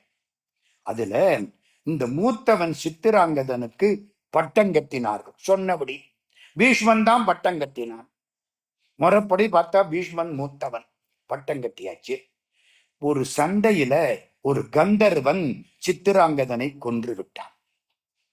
இந்த வம்சம் எப்படி போகுது பாருங்க. இப்ப யாரு மிச்சம்? தம்பி விசித்திர வீரியன் மட்டும்தான் மிச்சம். விசித்திர வீரியனுக்கு பட்டம் கட்டியாச்சு, கல்யாணம் பண்ணணும். பீஷ்மர் என்ன பண்றார்? தம்பிக்காக புறப்பட்டு காசி ராஜா ஒரு சுயம்பரம் வச்சான். காசி ராஜாவுக்கு 3 பொண்ணு, அம்பை, அம்பிகை, அம்பாலிகை. 3 பொண்ணு. 3 பொண்ணுக்கும் சுயம்பரம். அந்த பொண்ணு விரும்புறவங்கதான் கல்யாணம் பண்ணிக்கலாம். இந்த அம்பைன்னு ஒரு பொண்ணு இருக்கா பாருங்க, இவ சால்வன் ஒரு ராஜாவை மனசுல வச்சிருக்கான். காதல், அவனுக்குத்தான் நான் மனைவி நினைச்சிட்டு இருக்கா. பீஷ்மன் அங்க போனா பார்த்தான், இந்த 3 பொண்ணு இவனுடைய தம்பிக்கு ஒத்து வராதுன்னு தெரிஞ்சுது. சண்டை போட்டு எல்லாரையும் விரட்டி விட்டு 3 பொண்ணையும் சிறை எடுத்து வந்துட்டேன். அந்த காலத்திலே இப்படி எல்லாம் பழக்கம் உண்டு. கல்யாணம் இந்த மாதிரி வரலன்னா ராஜா சண்டை போட்டு தூக்கிட்டு வந்துடுவான். கர்ணனுக்கே கல்யாணம் துரியோதனை அப்படித்தான் பண்ணி வச்சேன். ஏன்னா கர்ணன் தேரோட்டி பிள்ளைன்னு எந்த ராஜாவும் பொண்ணு கொடுக்கல. துரியோதனன் போய் சண்டை போட்டு அந்த பொண்ணை தூக்கிட்டு வந்து கல்யாணம் பண்ணாங்க. அதனால அந்த பொண்ணு அடிக்கடி மனசுக்குள்ள நினைச்சுக்குவா, நம்ம சத்திரியன் வீட்டு பொண்ணு, இவன் வந்து தேரோட்டி மகன், இவனுக்கு வாழ்க்கப்பட்டுட்டமே. அந்த கதையெல்லாம் நம்ம பின்னாலே சிந்திப்போம். ராஜா, எல்லா ராஜாக்களும் சண்டை போட, அந்த ராஜாக்களை எல்லாம் பீஷ்மன் பெரிய வீராதி வீரன், எல்லாரையும் ஜெயிக்கக்கூடியவன். பரசுராமரிடத்திலே வில்வித்தை கற்றுக்கொண்டவன். பரசுராமருக்கு சமமான ஆற்றல். பரசுராமர் யாரு? ராமருக்கு முந்தின அவதாரம். அவதாரங்கள் 10 முக்கியமான அவதாரம் பரசுராம அவதாரம். உங்களுக்கு ஒண்ணு தெரியுமா? பெருமாளுக்கு 4 அவதாரங்கள். அரசர், அந்தணர், வணிகர், வேளாளர். அரசரா பிறந்தது ராமன், தசரத ராமன். அந்தணரா பிறந்தது பரசுராமன். வணிகரா பிறந்தது கிருஷ்ணன். பாலும் மோரும் வெண்ணையும் தயிரும் விக்கிற குடும்பம் கிருஷ்ணன். 4வது வேளாளரா பிறந்தது நம்மாழ்வார். நம்மாழ்வார் கண்ணனுடைய அம்சம். அதனாலதான் நம்மாழ்வார் வந்து அவயவி, மற்ற ஆழ்வார்கள் எல்லாம் அவயவங்கள் அப்படின்னு சொல்லுவாங்க. அந்த பரசுராமர்கிட்ட படிச்சது பீஷ்மாச்சாரியார். வீராதி வீரன், ஜெயிச்சான். 3 பொண்ணையும் தூக்கிட்டு வந்தான். தம்பிக்கு கல்யாணம் பண்ணி வைக்க போறான். இந்த மூத்த பொண்ணு அம்பை என்ன சொல்லுவா? நான் சால்வனை மனத்தினால் வரித்து விட்டேன். அப்புறம் இவன் கல்யாணம் பண்ணிக்குவானோ? இந்த தம்பி விசித்திர வீரியன் என்ன சொன்னா? அப்போ அவங்கிட்டேயே அவளை அனுப்பிச்சு வச்சிரு. சரி, அனுப்பிச்சாச்சு. அம்பை சால்வன் கிட்ட போனான். சால்வன் என்ன சொன்னான்? போர்ல நான் தோத்து போயிட்டேன், ஜெயிச்சவனுக்குத்தான் அந்த பொண்ணு பிச்சை போட்ட மாதிரி எனக்கு தர்றாங்க, எனக்கு வேண்டாம், நான் உன்னை கல்யாணம் பண்ணிக்க மாட்டேன்னா. இந்த பந்த சுவத்தில் அடிச்சா திரும்ப வரும் பாருங்க. அம்பை பொழப்பு அப்படி ஆகி போச்சு. திரும்பி இங்க வந்தா. இவனை கல்யாணம் பண்ணிக்க சொன்னா இவன் மாட்டேங்கிறான். இப்ப அந்த பொண்ணு என்னத்துக்காகா? கடுமையான சூழ்நிலை. பீஷ்மன்ட்ட வந்தா, இந்த பாரு, இவ்வளவு வினைக்கு நீதான் காரணம், நீ என்ன கல்யாணம் பண்ணிக்க. கல்யாணம் பண்ணாம ஒரு பொண்ணு அந்த காலத்திலே இருக்க முடியாது. நீ என்ன கல்யாணம் பண்ணிக்கோ. நான் விரதன், தேவ விரதன், பீஷ்மன். இந்த உடம்புல உயிர் இருக்கிற வரைக்கும் நான் திருமணம் செய்து கொள்ள மாட்டேன். அவளுக்கு எப்படி இருக்கும்? 3 பேர்ல ஒருத்தனும் மாட்டேங்கிறான். 1 சால்வன், 2 பீஷ்மன், 3 விசித்திர வீரியன்.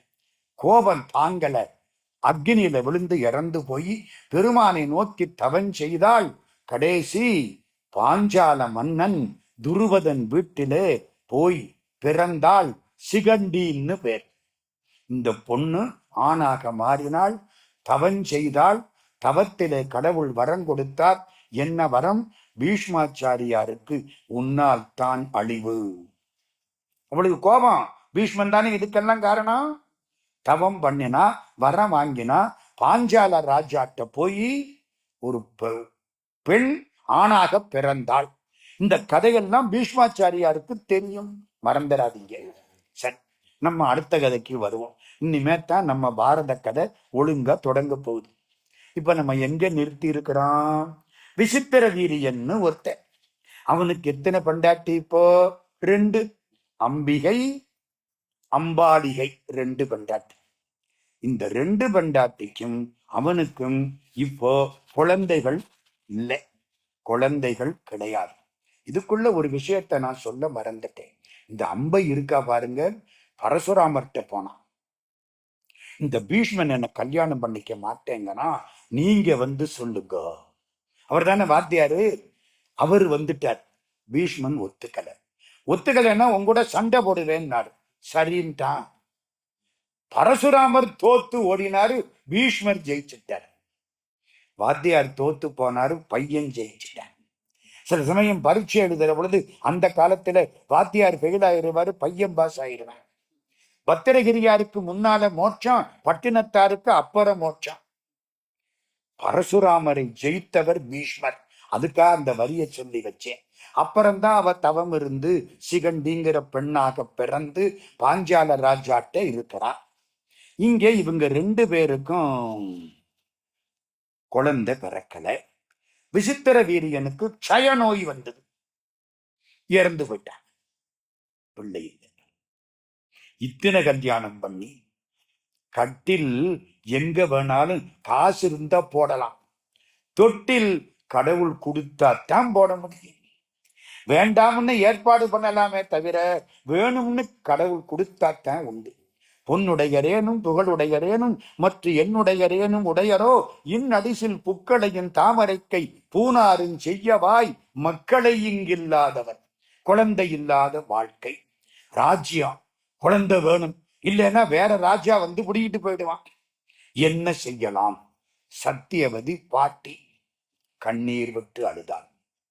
என்னடா இப்படி ஆகி போச்சே, 2 தாரம் கல்யாணம் பண்ணி குழந்தை இல்லாம போச்சு. இந்த விசித்திர வீரியனுக்கு அவனும் இறந்து போயிட்டான். பீஷ்மர்கிட்ட யோசிச்சான். பீஷ்மர் சொன்னார், வியாசரை கேளுங்கள். வியாசர் யாரு? சத்தியவதிக்கு மூத்த பிள்ளை. அந்த பராசர முனிவருக்கும் சத்தியவதிக்கும் பிறந்து தீவில் பிறந்து வாழ்ந்த பிள்ளை மகா பெரிய முனிவர். வியாச முனிவர் வந்தார். சத்தியவதி பேசுகிறார். அம்மா வழிபாடு பண்றார். சத்தியவதி, மகனே உன்னால ஒரு உதவியாகணும், முக்கியமான இடத்துக்கு வர்றேன். என்ன உதவி? இந்த விசித்திர வீரியனுக்கு 2 பொண்ணு, 2 மனைவி. யார் 2 மனைவி? அம்பிகை அம்பாலிகை. இந்த 2 பேருக்கும் குழந்தை இல்லை. நீ தர்ம சந்தானம் கொடுக்கணும். என்ன சார் தர்ம சந்தானம்னா என்ன அர்த்தம்? உன்னோடு சேர்ந்து இவர்கள் குழந்தையை பெற்றுக் கொள்ள வேண்டும். தர்ம சந்தானம் யாரு கொடுக்கலாம்? பற்றில்லாத முனிவர்கள் தான் கொடுக்கலாம். எழுதி வச்சுங்க. யாரு? உடல் உணர்வு அற்ற பற்றில்லாத முனிவர்கள் கொடுத்தாத்தான் அந்த பிள்ளை உருப்படியான பிள்ளையா பிறக்கும். ஆமா, குழந்தை வேணும், ராஜ்யத்தை ஆள்றதுக்கு பிள்ளை வேணும், அதுக்காகத்தானே கேட்கிறாங்க. வியாச பகவான் வந்து நிற்கிறார். அம்மா சொல்லு, இந்த 2 பெண்களுக்கும் உன் மூலம் குழந்தை வேண்டும். முதலில் ஒரு பெண்ணை உன்னிடம் அனுப்புகிறேன். அந்த பொண்ணு மூத்த பொண்ணு, அம்பைக்கு அடுத்து அம்பிகை. அவளை அனுப்பினார்கள். இந்த முனிவருக்கு உடம்பு பூரா ரோமம், ஏதோ கரடி குட்டி மாதிரி இருக்கு. அவ இவரை பார்த்தால 2 கண்ணை இறுக மூடிட்டான். சே, ஒரு மாதிரியா இருக்காரு இவரு. அப்போ பிறந்த குழந்தைக்கு 2 கண்ணும் போச்சு. அவன் தான் திருதராஷ்டிரன். திருமூலர் திருமந்திரம் உங்களுக்கு சொல்றேன். குழந்தைகளுக்கு கல்யாணத்துக்கு அப்புறம் இதை சொல்லி வைக்கணும். மாதா உதரம் மலமிகின் மந்தனாம், மாதா உதரம் ஜலமிகின் மூங்கையாம், மாதா உதரம் 2 கண் இல்லை, மாதா உதரத்தில் வந்த குழந்தைக்கு. டாக்டர்கள்னா இருக்கிறாங்க, கவனிச்சுக்கணும். திருமூலர் பாடுறார், மாதா உதரம் மலம் மிகின் மந்தனாம். அம்மா வயிற்றிலே மலம் போகாம கட்டி இருக்கிற பொழுது அந்த குழந்தை உற்பத்தி ஆகுமானால் வடிகட்டின முட்டா பேலா பிறப்பான். 7 தலைமுறைக்கும் சேர்த்து ஒரு முட்டாளா பிறப்பான். அப்படி சரி, அம்மா வயிற்றுல ஜலம் நீர் போகாமல் அடைச்சிருக்குன்னு வச்சுங்க. அப்போ குழந்தை உற்பத்தியானால் ஊம பிள்ளையா பிறக்குமா? ரெண்டும் அடைச்சிருச்சு. மலமும் போகல, ஜலமும் போகல. அந்த நேரத்துல குழந்தை உற்பத்தி ஆயிடுச்சா 2 கண்ணும் போயிடுமா. மாதா உதரம் மலம் மிகின் மந்தனாம், மாதா உதரம் ஜலம் மிகின் மூங்கையாம். மூங்கைன்னு என்ன அர்த்தம்? ஊமை. மாதா உதரம் 2 கண் இல்லை, மாதா உதரத்தில் வந்த குழந்தைக்கே 2 கண்ணும் போச்சு. குழந்தை பிறந்துருச்சு. ராஜ்யத்துல கண்ணு இல்லாதவன் ராஜாவா இருக்க முடியாது. குருட்டு பிள்ளை ஒரே வார்த்தையில நம்ம சொல்லக்கூடாதுன்னு கண் இல்லாதவன்னு சொன்னேன். இப்ப என்ன பண்றது? அந்த இன்னொரு பொண்ணு யாரு? அம்பாலிகை. அவளை அனுப்பிச்சான். இந்த அம்மா கண்ணை மூடிராதே, கண்ணை முடிச்சுக்கோ. அவ என்ன பண்ணா? கண்ணை முடிச்சு இவரை பார்த்ததுல உடம்பு பூரா வேர்த்து விறுவிறுத்து போய் வெளிரி போச்சு. பிறந்த பிள்ளை குஷ்டரோகி மாதிரி பாண்டு பிறந்தான். மூத்த பிள்ளை நல்லா புரிஞ்சுங்க, என் பிள்ளை தப்பு பண்ணுனா அதுக்கு 50% யாரு காரணம்? நான் தான் காரணம். தெளிவா தெரியணும். அது பெரிய குழந்தை, நல்ல குழந்தை வேணும்.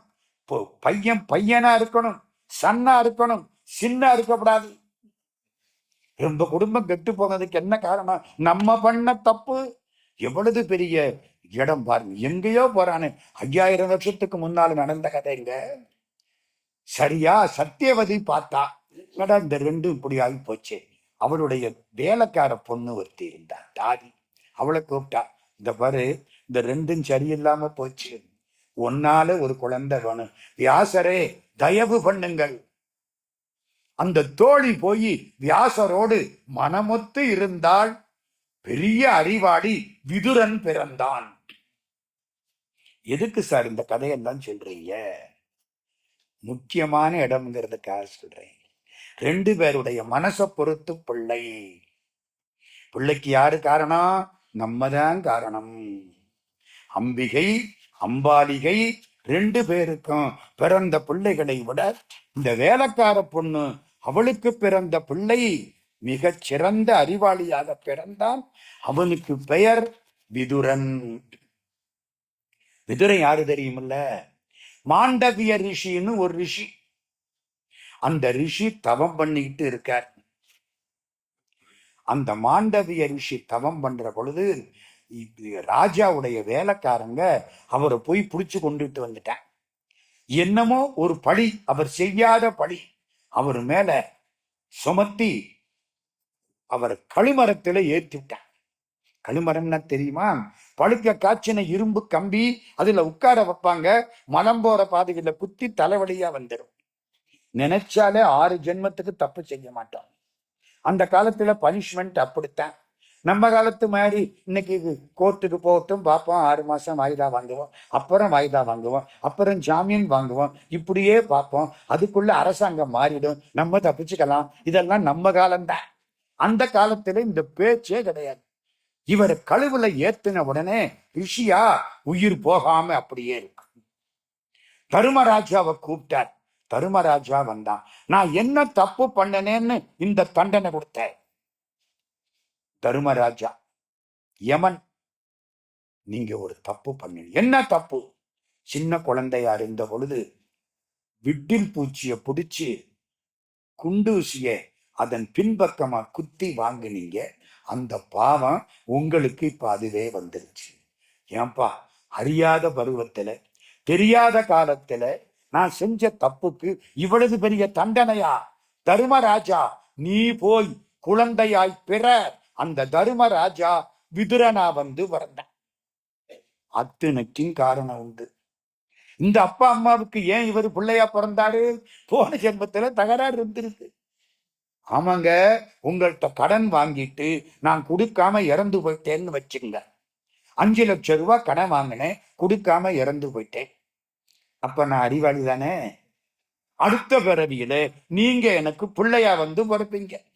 எல்கேஜிக்கு 6 லட்சம், யூகேஜிக்கு 10 லட்சம், எம்பிபிஎஸ்க்கு 50 லட்சம், என்ஆர்ஐயா இருந்தா 2.5 கோடி கொடுக்குறீங்கல்ல, கொடுத்துத்தானே ஆகணும். பழைய கடன் வட்டி போட்டு கொடுத்துத்தான் தீரணும். விதுரன் மகா அறிவாளி, திருதராஷ்டிரன், பாண்டு, விதுரன் ஒரு பக்கம் இருக்கட்டும். இப்போ இவங்கெல்லாம் பெரிய ஆள் ஆயிட்டாங்க. இவங்களுக்கெல்லாம் பாட்டனார் பீஷ்மர் கல்யாணம் பண்ணி வைக்கணும். திருதராஷ்டிரனுக்கு காந்தாரிய கல்யாணம் பண்ணி வச்சார். காந்தார தேசம், காந்தார தேசத்திலே சகுனியினுடைய அக்கா காந்தாரி. நான் ரொம்ப கதைக்குள்ள போகல. காந்தாரி, காந்தாரிய கல்யாணம் பண்ணி வச்சுட்டாங்க. காந்தாரி வந்து பார்த்தா இவருக்கு 2 கண்ணு தெரியுது. அவ என்ன தெரியுமா பண்ணா, தன் கண்ணை ஒரு பெரிய துணியை போட்டு கட்டிட்டா. நானும் பார்க்க மாட்டேன். ஏன்? அவருக்கு பார்வை தெரியாத பொழுது எனக்கு பார்வை தெரியுமானால் எங்கேயாவது நான் அவரை கொஞ்சம் தாழ்த்தி பேசக்கூடிய நிலை உருவாகலாம். என்ன உங்களுக்கு தெரியலையா? எனக்கு தெரியுதே அப்படின்னு சொல்றாப்புல வரும். அப்படி வந்துட்டா அந்த மனம் முறிந்து போய்விடும். விட்டு கொடுக்கணும். என்ன பண்ணனா, உங்களுக்கு தெரியாதது எனக்கும் தெரிய வேண்டாம். 2 கண்ணையும் இழுத்து கட்டிவிட்டா. ஒண்ணுமே தெரியாது. சார் ராத்திரி தூங்குற பொழுது அவுத்திருவாளா? கிடையாது. முழுக்க முழுக்க கட்டினதுதான். அதான் மனக்கட்டுப்பாடு. நம்மள இருந்தா என்ன பண்ணுவோம்? லேசா அப்படி தூக்கி பார்ப்போமா? அதுதான் நம்ம பண்ற தப்பு. அவ்வளவு அவளை பாராட்டணுங்க. ஆனா அப்படி கண்ணை மூடிட்டாளா, இவனுடைய ஆற்றல் பூரா அந்த கண்ணுல தேங்கி நிற்கிறது. பின்னாலே அது ஒரு சமயத்தில் பயன்பட போகிறது. அதை நான் இன்னைக்கு சொல்லல, அப்ப சொல்றேன். அவளது ஆற்றல் உள்ள நிற்கிறது. காந்தாரிய கல்யாணம் பண்ணியாச்சு. அவளுக்கு குழந்தை இல்லை. இந்த பாண்டு ராஜாவுக்கு யார கல்யாணம் பண்றது? குந்தின்னு ஒண்ணு, அவளை கல்யாணம் பண்ணாங்க. இந்த குந்தி தேவி யாரு தெரியுமா? யதுவம்சம். கிருஷ்ண பரமாத்மாவுக்கு அத்தை முறை. யதுவம்சத்தில் பிறந்தவள். சூரன் என்ற ஒரு ராஜா அவளை எடுத்து வளர்த்தான். வளர்க்கிற பொழுது அவளுக்கு துர்வாச முனிவருடைய பரிச்சயம் ஏற்பட்டது. துர்வாசரை பத்தி உங்களுக்கு தெரியுமோ? கோபக்கார மனுஷன். சாபம் கொடுத்துக்கிட்டே இருப்பார் போற போக்கல. சாபம் கொடுத்ததுக்கு அவருக்கு வரமா. எவ்வளவுக்கு எவ்வளவு சாபம் கொடுக்கிறாரோ அவ்வளவுக்கு அவ்வளவு அவருக்கு ஆற்றல் கூடுமா. இப்படி ஒரு வரம். எங்க பார்த்தாலும் துர்வாசர். அவர் முகத்தை பார்த்தீங்கன்னா அப்பா அப்பளத்தை போட்டா பொரிஞ்சிரும். அந்த காலத்துல அழகா சொல்லுவாங்க, இந்தியாவில உலகத்திலேயே சிரிக்காத ஆளு 2 பேர். யாரு? ஒண்ணு துர்வாசர், இன்னும் ஒண்ணு எங்க பிரதமர் நரசிம்மராவ்னு அந்த காலத்துல சொல்லுவாங்க இந்தியாவில. ஆமாங்க, கடுமையான ஆளு, உயர்ந்தவர், அதுல ஒண்ணு சந்தேகம் இல்லை. கடுமையான ஆளு.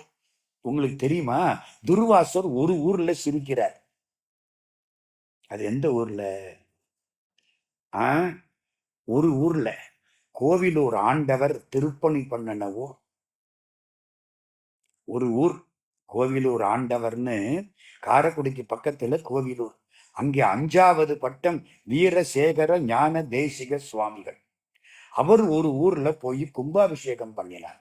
அந்த ஊர்ல மட்டும் சிரிச்ச. திருத்துறைப்பூண்டிக்கு பக்கத்துல ஊர் பேர் தெரியுமா? திருத்துறைப்பூண்டின்னு ஒரு ஊர் இருக்கு. அதுக்கு பக்கத்துல உள்ள ஊர்.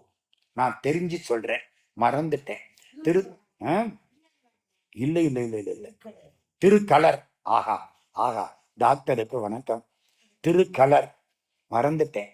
திருக்கலர்னு அதை பத்தி காஞ்சி பரமாச்சாரியார் பக்கம் பக்கமா எழுதியிருக்கார். 100 ஆண்டு வாழ்ந்த புண்ணியவான் சந்திரசேகரேந்திர சரஸ்வதி சுவாமிகள். திருக்கலர்ல போய் பாருங்க, துர்வாசர் சிரிச்ச உடுக்கி இருப்பார். உங்க வீட்டுக்காரர் ரொம்ப கோபக்காரரா? ஆமா சார். சாப்பாடு எப்ப போட்டாலும் கோபிக்கிறாரா? ஆமா சார். எப்ப பார்த்தாலும் அவர் முகத்துல சந்தோஷமா இல்லையா? ஆமா சார். திருக்கலருக்கு கூட்டிகிட்டு போங்க, அவர் சாந்தமா திரும்பி வந்துடுவார். அந்த துர்வாசர் வந்துட்டார். இந்த பொண்ணு ஒரு 12-13 வயசு பொண்ணு. அவருக்கு எல்லா பணிவிடையும் பண்ணுது. 1 மாசம் பணிவிடை பண்ணுது. அவருக்கு ரொம்ப சந்தோஷம். உனக்கு ஒரு வரம் கொடுக்கிறேன்னார்.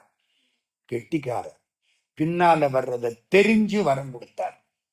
அதான் ஞானி. எனக்கு எது பயன்படுமோ அதை கொடுத்தா தானே தேவல.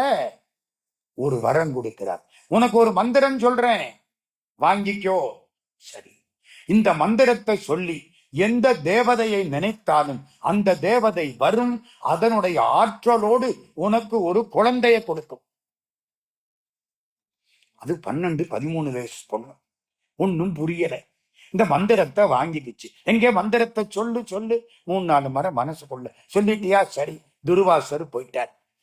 மொட்டை மாடியில போய் நின்னுச்சு அரண்மனையில. சூரியன் பளபளன்னு இருக்கிறான். ஒரு சான்ஸ் பாப்போமா?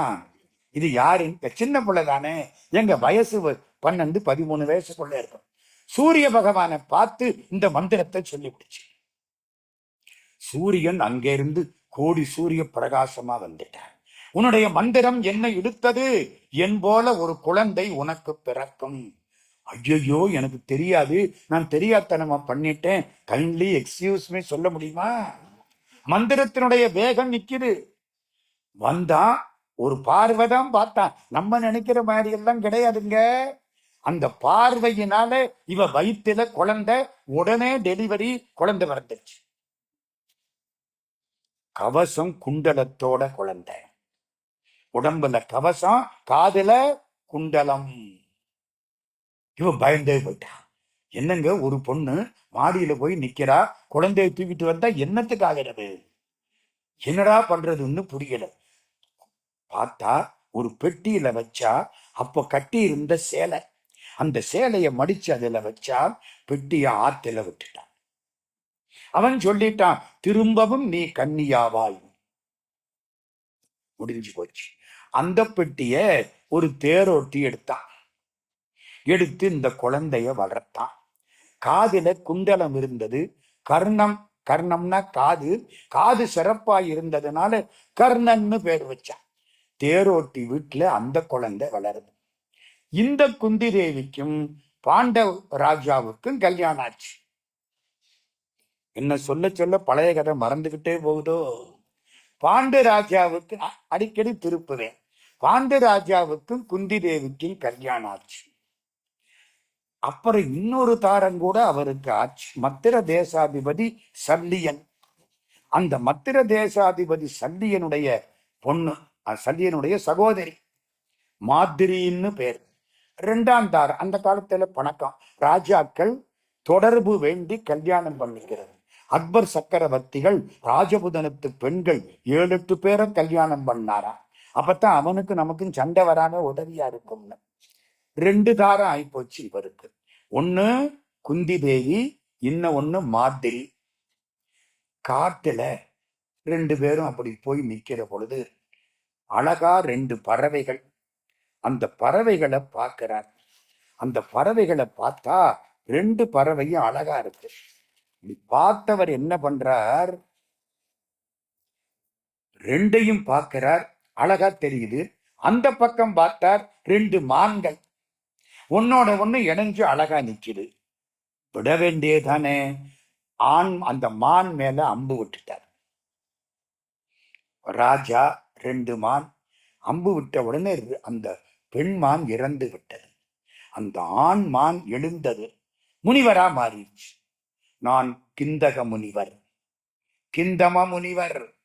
நாங்க 2 பேரும் மானாக மாறி இணைந்து இருக்கிற பொழுது நீ அம்பு விட்டாய். அதனாலே எப்பொழுது உன் மனைவியோடு நீ இணைவாயோ அப்பொழுது நீ இறந்து போவாய்.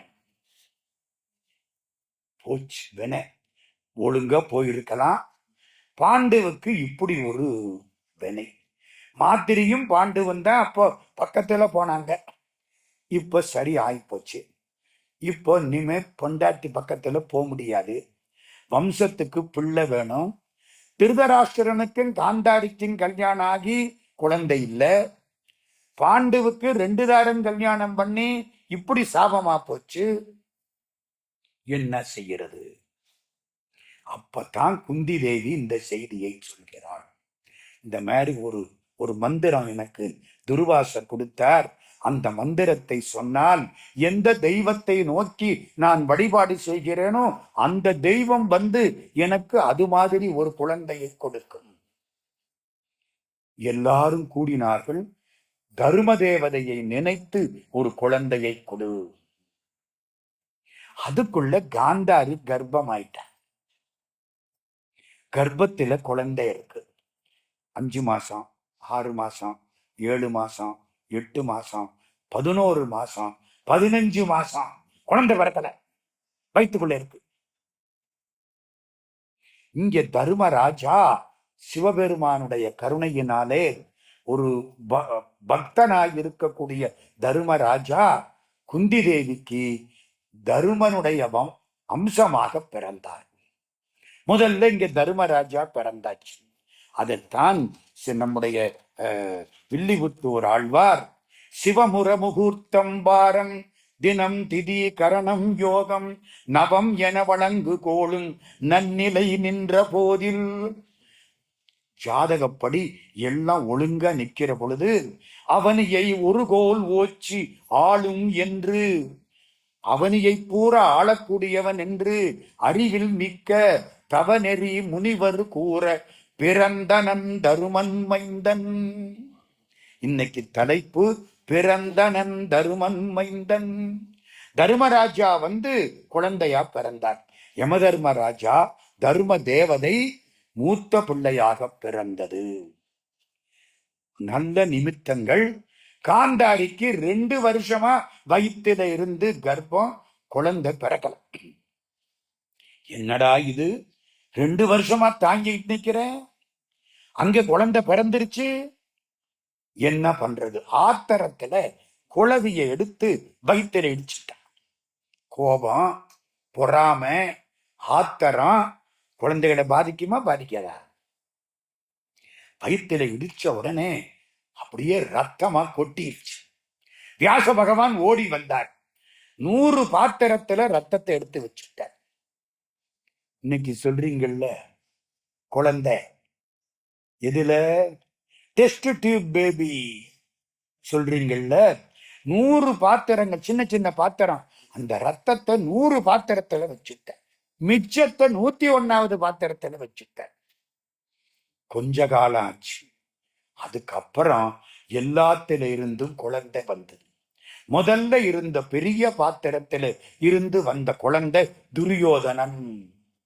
வயிற்றில இருக்கிற பொழுது பொறாமை, ஆத்திரம், கோபம் இதெல்லாம் இருந்ததுனாலே இதெல்லாம் சேர்ந்து ஒரு பிள்ளையா வந்துருச்சு.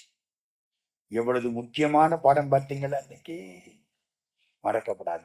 நம்ம பிள்ளைகளுக்கு இதைத்தான் சொல்லி கொடுக்கணும். ஹனிமூன் எதுக்கு போறது? நல்ல இயற்கை காட்சிகள், நல்ல நிம்மதியான இடம், மாமனார் மாமியார் பிக்கல் பிடுங்கதில்லை, நிம்மதியா போய் சந்தோஷமா இருந்து ஒரு குழந்தை உற்பத்தி ஆனா நல்ல பிள்ளையா அறிவாளியா பிறக்கும். அதுக்காகத்தான் அப்படி எல்லாம் பண்ணது. ஒரு கர்ப்பிணி பொண்ணு தூங்குற பொழுது அவளை பலவந்தப்படுத்தி வேகமா எழுப்பக்கூடாது.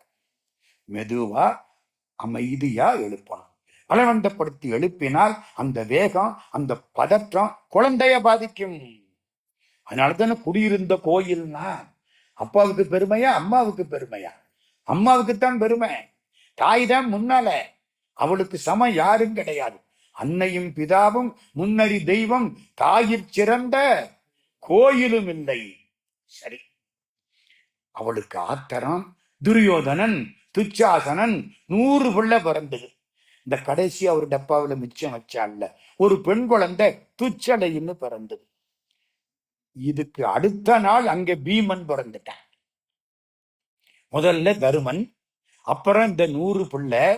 அங்க 2வதாக வாயு பகவானை நினைத்து, வாயுன்னா காற்று, அந்த ஆற்றலினாலே குந்தி தேவிக்கு அடுத்தாப்புல இப்படி ஒரு குழந்தை பிறந்தது. 2. 3வது இந்திரனை நினைச்சான். இந்திரனுடைய ஆற்றலோட அர்ஜுனன் பிறந்தான். பீமன் பிறக்கிறதுக்கு முன்னால துரியோதனன் பிறந்துட்டான். தர்மராஜா, துரியோதனன், அப்புறம் பீமன். பங்குனி உத்திரத்தன்னைக்கு அர்ஜுனன் பிறந்தான். அதனால அவனுக்கு பல்குணன்னு பேர். பங்குனன், பல்குணன் அப்படின்னு பேர். இவ 3 குழந்தை பிறந்துருச்சா, அந்த இன்னொரு தாரம் மாதிரி அவளுக்கு வருத்தமா இருக்கும்ல. குந்தி தேவி அவள்கிட்ட போனா, இந்த மந்திரத்தை உனக்கு சொல்லித்தரேன், உனக்கு 2 குழந்தை பிறக்கட்டும், எல்லா குழந்தையும் என் குழந்தையா இருக்க வேண்டாம், மந்திரத்தை சொல்ல அவள் அஸ்வினி தேவர்கள் 2 பேரையும் நினைக்க 2 பிள்ளை பிறந்தது, நகுலன் சகாதேவன். இப்ப 5 பிள்ளை ஆயிடுச்சு. அங்கே 101 பிள்ளை. ஒரு வசந்த காலம் வந்தது. பாண்டு ராஜா காட்டுக்கு மாதிரியோட போனான். மாதிரியோட போற பொழுது தன்னை அறியாம ஒரு ஆசையினாலே அவளை தழுவ சாபத்தினாலே பாண்டு இறந்து போயிட்டான். பட்டத்து ராஜா பாண்டு இறந்து போயிட்டான். பாண்டு இறந்த சோகத்தினாலே மாதிரியும் இறந்து போயிட்டான். அப்ப 5 பிள்ளைகளையும் யாரு காப்பாத்தணும்? குந்தி தேவி காப்பாற்ற வேண்டும். தருமனுக்கு 16 வயசு, பீமனுக்கு 15 வயசு, அர்ஜுனனுக்கு 14 வயசு, நகுல சகாதேவர்களுக்கு 13 வயசு. எல்லாம் இங்க வந்துட்டாங்க. எல்லாம் விளையாடிட்டு இருக்கிறாங்க. இந்த துரியோதனுக்கு என்னமோ இந்த பீமனை பார்த்தா ஆத்திரமா வருது.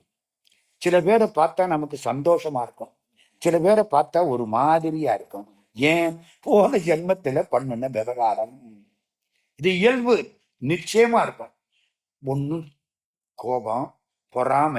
இந்த பீமன் பலசாலியா வேற இருக்கான், குண்டா இருக்கான். மரத்துல ஏறி அவங்க என்ன பண்ணாங்களாம், பழத்தை எல்லாம் பிடுங்கினாங்களாம் கௌரவர்கள். இந்த பீமன் என்ன பண்ணியிருக்கான், பழம் கேட்டிருக்கான், போடல. மரத்தை உலுப்பி எல்லாம் பொத்து பொத்து பொத்துன்னு காயோட சேர்ந்து எல்லா பேரும் விழுந்துட்டான். கோபம் வருமா வராதா? பீமன் மேல ஆத்திரம். புனல் விளையாட்டுக்கு போவோம். புனல் விளையாட்டுன்னா தண்ணியில விளையாடுற விளையாட்டு, நீச்சல். போனாங்க. பீமனை கைத்தால கட்டிவிட்டான். தூங்கினா நல்லா சாப்பிடுவான், நல்லா தூங்குவான். தூங்கினவன கைத்தால கட்டி தண்ணிக்குள்ள போட்டாங்க. அதுல என்ன வேடிக்கைனா, இவனை கைத்தால கட்டி போட்டாங்களா, உள்ள போனவன் முழிச்சுக்கிட்டான், அறுத்துக்கிட்டு வந்து உட்கார்ந்துட்டான். கைத்த பூரா அறுத்துட்டான். அவன் கையினால திருப்பன கயிறு அந்து போகுது. பாம்புகளை கடிக்க விட்டார்கள். மூட்டை பூச்சி மாதிரி நசிக்கிட்டான், அதுவும் போச்சு. தண்ணியில கழுமரங்களை ஊன்றி வைத்தார்கள், தூக்கி அதுல போடணும்னு போட்டாங்க. தூங்குற போது முழிச்சா கழுமரம், அதுக்கு மேல கழுமரத்துக்கு மேல வண்டு நின்று இருக்கு. என்னடா ஒரு வண்டு நிக்கிறே, அப்போ இந்த இடத்துக்கு கீழே என்னமோ நிக்கிறாப்புல ஒண்ணு இருக்கு. இந்த வண்டு பறக்கலை, உட்கார்ந்து இருக்கு. அப்போ தண்ணிக்குள்ள ஏதோ இந்த வண்டு உட்கார்ந்து இருக்க மாதிரி ஒரு அமைப்பு இருக்குன்னு அதை தள்ளி விழுந்தான். அதுக்கும் தப்பிச்சுட்டான். என்னடா அநியாயமா இருக்கே. விஷத்தை கலந்தாங்க, உணவுல விஷம், சாப்பிட்டான், மயங்கிட்டான். அப்படியே தூக்கி தண்ணிக்குள்ள போட, தண்ணிக்குள்ள இருந்த பாம்பெல்லாம் கடிக்க, அந்த விஷம் இந்த விஷத்தை முறிக்க. இதுதான் கடவுள் திருவுள்ளம். அந்த விஷம் இந்த விஷத்தை முறிக்க. நம்ம ஊர்கள்ல விஷம் சாப்பிட்டா வாந்தி எடுக்க வைப்பாங்க, பார்த்திருக்கீங்களா? அது எப்படியாவது போகட்டும்னு. அந்த விஷம் இந்த விஷத்தை முறிக்க இவனை அப்படியே பாம்புகள் எல்லாம் கீழே பூலோகத்துக்கு கூட்டிக்கிட்டு போக, அங்க நாகராஜா வாசுகி இவனை பார்த்த உடனே, நீ வாயுதேவன் மகன் பீமன் இல்லையான்னு தான். காற்றுக்கும் பாம்புக்கும் தொடர்பு உண்டு. காற்று, பாம்பினுடைய மூச்சு காற்று. அது என்ன, காற்றைத்தான் அது சாப்பிடும்னு கூட சொல்றது உண்டு. நீ வாயுதேவனுடைய பிள்ளை இல்லையா அப்படின்னு பீமனை வச்சு இவனை 8 நாளைக்கு சாப்பாடெல்லாம் போட்டு அமுதத்தை கொடுத்து 1000 யானை பலம் வந்துருச்சான். வெளிய கம்பீரமா வந்தான். எல்லாம் பார்த்தாங்க, ஏதுரா வம்பா போச்சே, நம்ம பண்ற தப்பு பூரா இவனுக்கு சௌரியமா போச்சு. ஏகப்பட்ட ஆத்திரம். சரி, இப்படி எல்லாம் இருக்கிறாங்க. எல்லா பிள்ளைகளும் விளையாடிட்டு இருக்கு. ஒரு நாள் பாண்டவர்கள் கௌரவர்கள் விளையாடுறாங்க, பந்து விளையாட்டு. வயசு என்ன, 16, 15, 14, அதை ஒட்டி பந்து விளையாட்டு. பந்து கிணத்துக்குள்ள விழுந்துருச்சு, எடுக்க முடியல. தவிக்கிறாங்க. ஒரு பிராமணர் அந்த பக்கம் வரார். என்னன்னு கேட்டார். ராஜா விட்டு பிள்ளைங்க, என்ன செய்யணும்? இந்த பந்தை எடுக்கணும். சரி, ஒரு அம்பை விட்டார். முதல் அம்பு போய் பந்தை பிடிச்சிருச்சு. அடுத்த அம்பை விட்டார், அது அந்த அம்பை பிடிச்சிருச்சு. மூணாவது அம்பை விட்டார், அது ரெண்டாவது அம்பை பிடிச்சிருச்சு. இப்படியே 10 அம்பை விட்டு மேல எடுத்து பந்தை கொடுத்துட்டார். அட, வில்வித்தையில இப்படி ஒரு பழக்கமா? அம்பு குத்துனா பந்து என்ன ஆகும்? தபால்னு சத்தம் கேட்டு போயிடும். அப்படி போகாதபடி அதை பிடிக்கிற மாதிரி அம்பு விடணும். பொத்து போற மாதிரி அம்பு விடப்படாது. என்ன கெட்டிக்காரன்! அட, வில்வித்தையில இப்படி ஒரு பழக்கமா? ரொம்ப ஆச்சரியம். இவர் யார்? பீஷ்மாச்சாரியார்கிட்ட போய் சொல்ல, அவரை அழைத்து வாருங்கள், அவர்தான் கும்பத்தில் பிறந்தவர் துரோணாச்சாரியார். வில்வித்தையில சக்கரவர்த்தி, அவரை யாரும் அழிக்க முடியாது. அந்தணர்களில் வில்வித்தையில் மிகச் சிறந்தவர் துரோணர், கூட்டிகிட்டு வா. அவர் தான் வாத்தியாரு எல்லாருக்கும். துரியோதனாதியர்களும் படித்தார்கள், பாண்டவர்களும் படித்தார்கள். ஒரு நாள் இந்த 2 பேர்ல யாரு கெட்டிக்காரன்னு சோதிக்க போறார். ஒரு மரம், துரியோதனன் நிக்கிறான், அர்ஜுனனும் நிக்கிறான். இந்த மரத்தை பார்க்கிறார். அந்த ஓரத்துல ஒரு இலை தெரியுதா? தெரியுது. அதுல நடுவுல ஒரு நரம்பு போகுதா? போகுது. அந்த நரம்பை குறிபார்த்து அம்பு எய்யுது. துரியோதனா, முயற்சி செய். துரியோதனன் பக்கத்துல வந்துட்டான். உன் கண்ணுக்கு என்ன தெரியுது? மரம் தெரியுதா? ஆமா தெரியுதுன்னு. மரமே உட்காருட்டார். எப்போ மரம் தெரியுதோ உன்னால முடியாது. எங்க அம்பு விட்டு பாரு. அம்ப விட்டான், அது மரத்துல எங்கேயோ போயிடுச்சு. மரம் தெரியுது, உட்கார். அர்ஜுனா, நீ பார். மரம் தெரியுதா? தெரியல. அந்த கிளை தெரியுதா? தெரியல. அந்த இலை தெரியுதா? தெரியல. இலையில நடுவுல இருக்கிற நரம்பு தெரியுதா? தெரியுது. அம்பு விடு. கரெக்டா விட்டுட்டான். நத்திங் பட் கான்சன்ட்ரேஷன், ஒருமுனைப்பாட்டு உணர்வு. விவேகானந்த சுவாமி அமெரிக்காவுக்கு போனார். ஒரு அருவி மாதிரி தண்ணி கொட்டிக்கிட்டு போகுது. கால்வாய். கால்வாயில பந்தை தூக்கி போடுறாங்க, முட்டை ஓட்டை தூக்கி போடுறாங்க. கால்வாய் தண்ணி ஓடுற பொழுது முட்டை ஓடு என்னாகும்? ஓடிக்கிட்டே இருக்கும். அந்த முட்டை ஓட்ட குறி பார்த்து சுடணும் துப்பாக்கி. இவன் குறி அங்க வச்சான்னா சுடுறதுக்குள்ள முட்டை ஓடு இங்க வந்துடுது. ரொம்ப பேர் சுட்டுக்கிட்டே இருக்கான். விவேகானந்த சுவாமி அங்க வந்தார். என்ன செய்யறீங்க? இந்த எக்ஷல் முட்டை ஓடு அதை சுடுறான். அப்படியா? எப்படி சுடுறதுன்னா, துப்பாக்கியை கொடுத்தாங்க. இப்படி வை, கையை எப்படி வை, கண்ணை எப்படி வை, ட்ரிக்கரை அழுத்து, இப்படித்தான் சுடுறது. சரி, இப்ப எந்த முட்டை ஓட்டை சுடணும்? அந்த 4ஆவதா வருது பாரு, அதை சுடணும். கரெக்டா பார்த்தார். இந்த இடத்துக்கு வர்றதுக்கு எவ்வளவு நேரம் ஆகும்? கரெக்டா அந்த இடம் வந்த உடனே அடிச்சார். 4ஆவது முட்டை ஓடு வெற்றி டார்கெட்டை அடிச்சுட்டார்.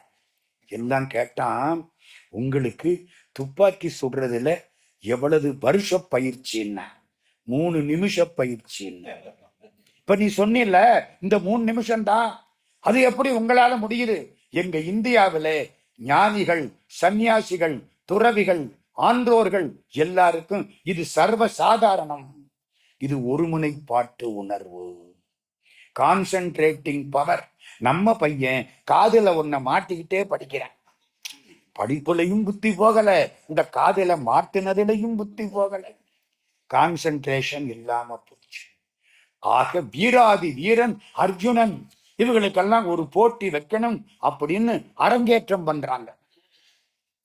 பீமனும் துரியோதனனும் சண்டை போடுறாங்க. உண்மையாவே சண்டை ஆயிடுச்சு. அட, வேடிக்கை தானே காட்ட சொன்னாங்க. அஸ்வத்தாமா போய் தடுக்கலன்னா துரியன் கதை அன்னைக்கு முடிஞ்சிருக்கும். ஆமா, பீமனுக்கு மனசுக்குள்ள இவ்வளவு இருக்குமா இல்லையா? என்ன எவ்வளவு பாடுபடுத்தினாங்கன்னு. அவனுக்கு இவன் மேல கோபம், இவனுக்கு அவன் மேல கோபம். அர்ஜுனன் அரங்கேற்றம். அர்ஜுனனுடைய அரங்கேற்றத்தை பார்த்து அவ்வளவு பேரும் ஆச்சரியப்பட்டார்கள். இவனுக்கு நிகரான வீரன் கிடையாது. துரியோதனனுக்கு எப்படி இருக்கும்? அப்படி கொந்தளிக்கிறான். கர்ணன் வந்தான். நான் இவனுக்கு சமமாக விடுகிறேன். வில் வித்தையில் நான் இவனுக்கு சமமாக விடுகிறேன். நீ யாரு? மாட்டிக்கிட்டான். தேரோட்டி மகன். இது அரசர்களுக்கு உரியது. தேரோட்டி மகன் வரக்கூடாது, போ. துரியோதனன் பார்த்தான். அவ்வளவுதானா? இந்த கர்ணனை நான் உடனே ஒரு ஒரு ராஜாவாக செய்கிறேன். உடனே செய்கிறான். என்ன? அங்க தேசத்துக்கு ராஜாவாக்குகிறேன். உடனே அபிஷேகம் பண்ணியாச்சு. அங்க தேசத்தை ராஜா. எல்லாரும் சொன்னார்கள், இது சத்திரியர்களுக்கு உரியது. இங்கே தேரோட்டி மகன் வரக்கூடாது. அங்க தேசத்தை ராஜாவாக்கினான். ஆனா அன்னைக்கு அதோட முடிஞ்சு போச்சு. கர்ணனுடைய வீரத்தை காட்டக்கூடிய வாய்ப்பு கிடைக்கல. முடிஞ்சுதா? துரோணர் இப்போ இந்த பிள்ளைகளெல்லாம் கூப்பிட்டு உட்கார வச்சார். யாராவது இப்போ குருநாதருக்கு ஏதாவது காணிக்கை கொடுக்கணும். என்ன காணிக்கை கொடுக்கலாம்? நான் கேட்கிறத கொடுங்கன்னார். என்னன்னாங்க. நான் சின்ன பிள்ளையா இருந்த பொழுது பாஞ்சால தேசத்து ராஜா துருபதன் என்னோட படிச்சான். 2 பேரும் ஒன்னா படிச்சான். என்ன 2 பேரும் கூட படிச்சோம். நான் அவனை விட கொஞ்சம் கூட படிச்சேன். இதான வித்தியாசம். அவன் ராஜாவாயிட்டான். அப்போ ஒண்ணு சொன்னான், நான் ராஜாவா மாறுனா உனக்கு ராஜ்யத்துல பாதி தர்றேன்னா. சின்ன பிள்ளை நம்புனேன். பின்னால எனக்கு அஸ்வத்தாமன்னு ஒரு குழந்தை பிறந்தது. அந்த குழந்தைய தூக்கிக்கிட்டு அவன்கிட்ட போய் ஒரு பசுமாடு கேட்டேன். குழந்தைக்கு பால் கொடுக்கணும், பசுமாடு வேணும்னு கேட்டேன். ஒன்னும் தரமாட்டேன் போன்ட்டான். என்னை திட்டி அவமானப்படுத்திட்டான். நான் கேட்டது பசுமாடு. ராஜ்யத்துல பாதியா கேட்டேன். அவமானப்படுத்தி விட்டான். அவனை ஜெயிச்சு தேர்கால கட்டி என்கிட்ட கொண்டாந்து விடணும். மற்றவங்களால முடியல. அர்ஜுனன் போனா பாஞ்சால ராஜா துருபதன் வருங்கால மாமனார் ஜெயிச்சுட்டான். கட்டி கொண்டாந்துட்டான் தேர் சக்கரத்துல. துரோணாச்சாரியார் பார்க்கிறார். இந்த பாரு, இப்ப நீ என்னுடைய அடிமை. உன் ராஜ்யம் என் ராஜ்யம். இந்தா நான் தர்றேன், ராஜ்யத்தை வச்சுக்கோ, போ. உனக்கு தெரியணுங்கிறதுக்காகத்தான் இதை நான் செய்தேன். என்னுடைய ஆற்றல் எப்படிப்பட்டது என்பதை நீ அறிந்து கொள்ள வேண்டும், போ. அவனுக்கு அவமானமா போச்சு. தவம் பண்ணனா. சிவபெருமான் காட்சி கொடுத்தார். 2 வரம் கேட்டான். ஒரு வரம், துரோணாச்சாரியாரை போரில் கொல்லக்கூடிய ஒரு பிள்ளை வேண்டும். 2வது, அர்ஜுனனை அணைத்து வெல்லக்கூடிய ஒரு பெண் வேண்டும். 2ம் பிறந்தது. திருஷ்டத்யும்னன் அவனுக்கு பேர். திருஷ்டத்யும்னன், இதெல்லாம் வடமொழி பேர். திட்டத்துயினன் அதான் வில்லி. திட்டத்துயினன் அவன்தான் துரோணாச்சாரியாருக்கு விரோதி. அவரை கொல்ல போறவன். அர்ஜுனனை அணைக்கிறதுக்கு ஒரு பொண்ணு வேணுமே. பாஞ்சாலி அவதாரம் செய்தாள். பாஞ்சாலி அவதாரம் செய்கிறாள். தருமனுக்கு இளவரசு பட்டம் கட்டப்பட்டது. அதோட இன்றைய பாரதத்தை நிறுத்திக் கொள்கிறோம். இப்போ பகவத்கீதை. பகவத்கீதையை பத்தி நிறைய சொல்லணும். கடவுளுக்கும் மனிதனுக்கும் இடைப்பட்டவன் கண்ணன். எங்கிருந்தோ வந்தான், இடைச்சாதி நான் என்றான். இடைச்சாதின்னா என்ன அர்த்தம்?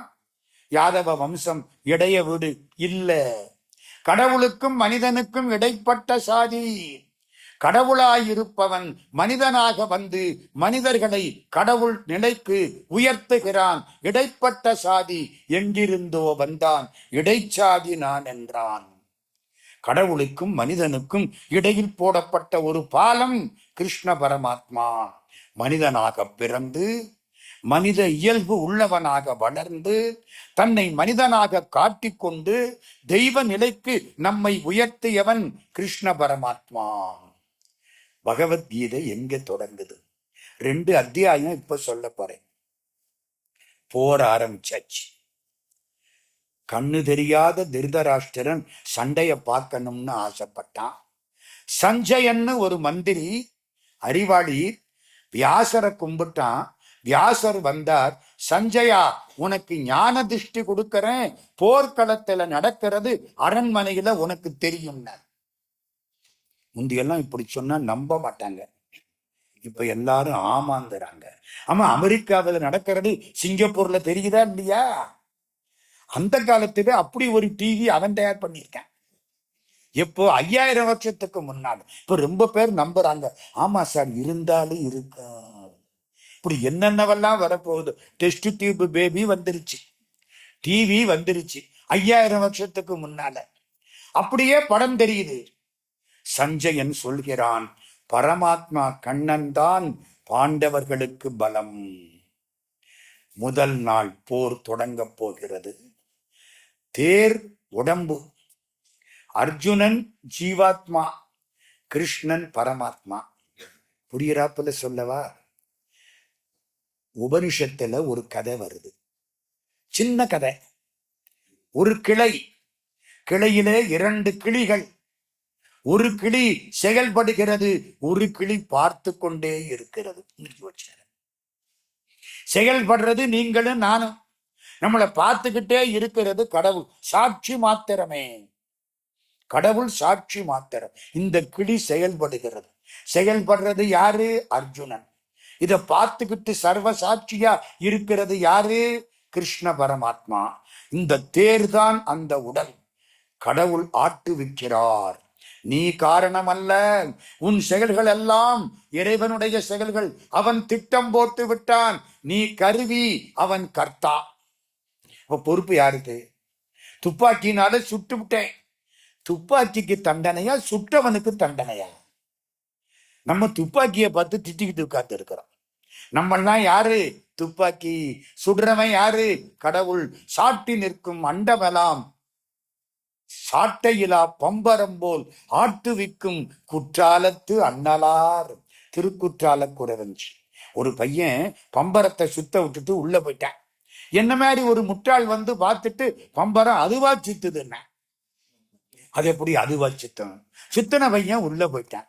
கடவுள் உள்ளே போயிருக்கிறார்.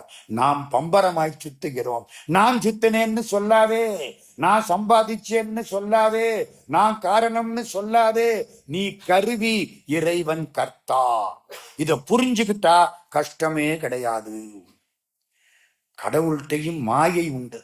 இப்ப நான் பண்ணினேன்னு சொல்றேன் பாருங்க, இதுக்குத்தான் மாயைன்னு பேரு. இந்த மாயை கடவுள்கிட்ட உள்ள மாயை.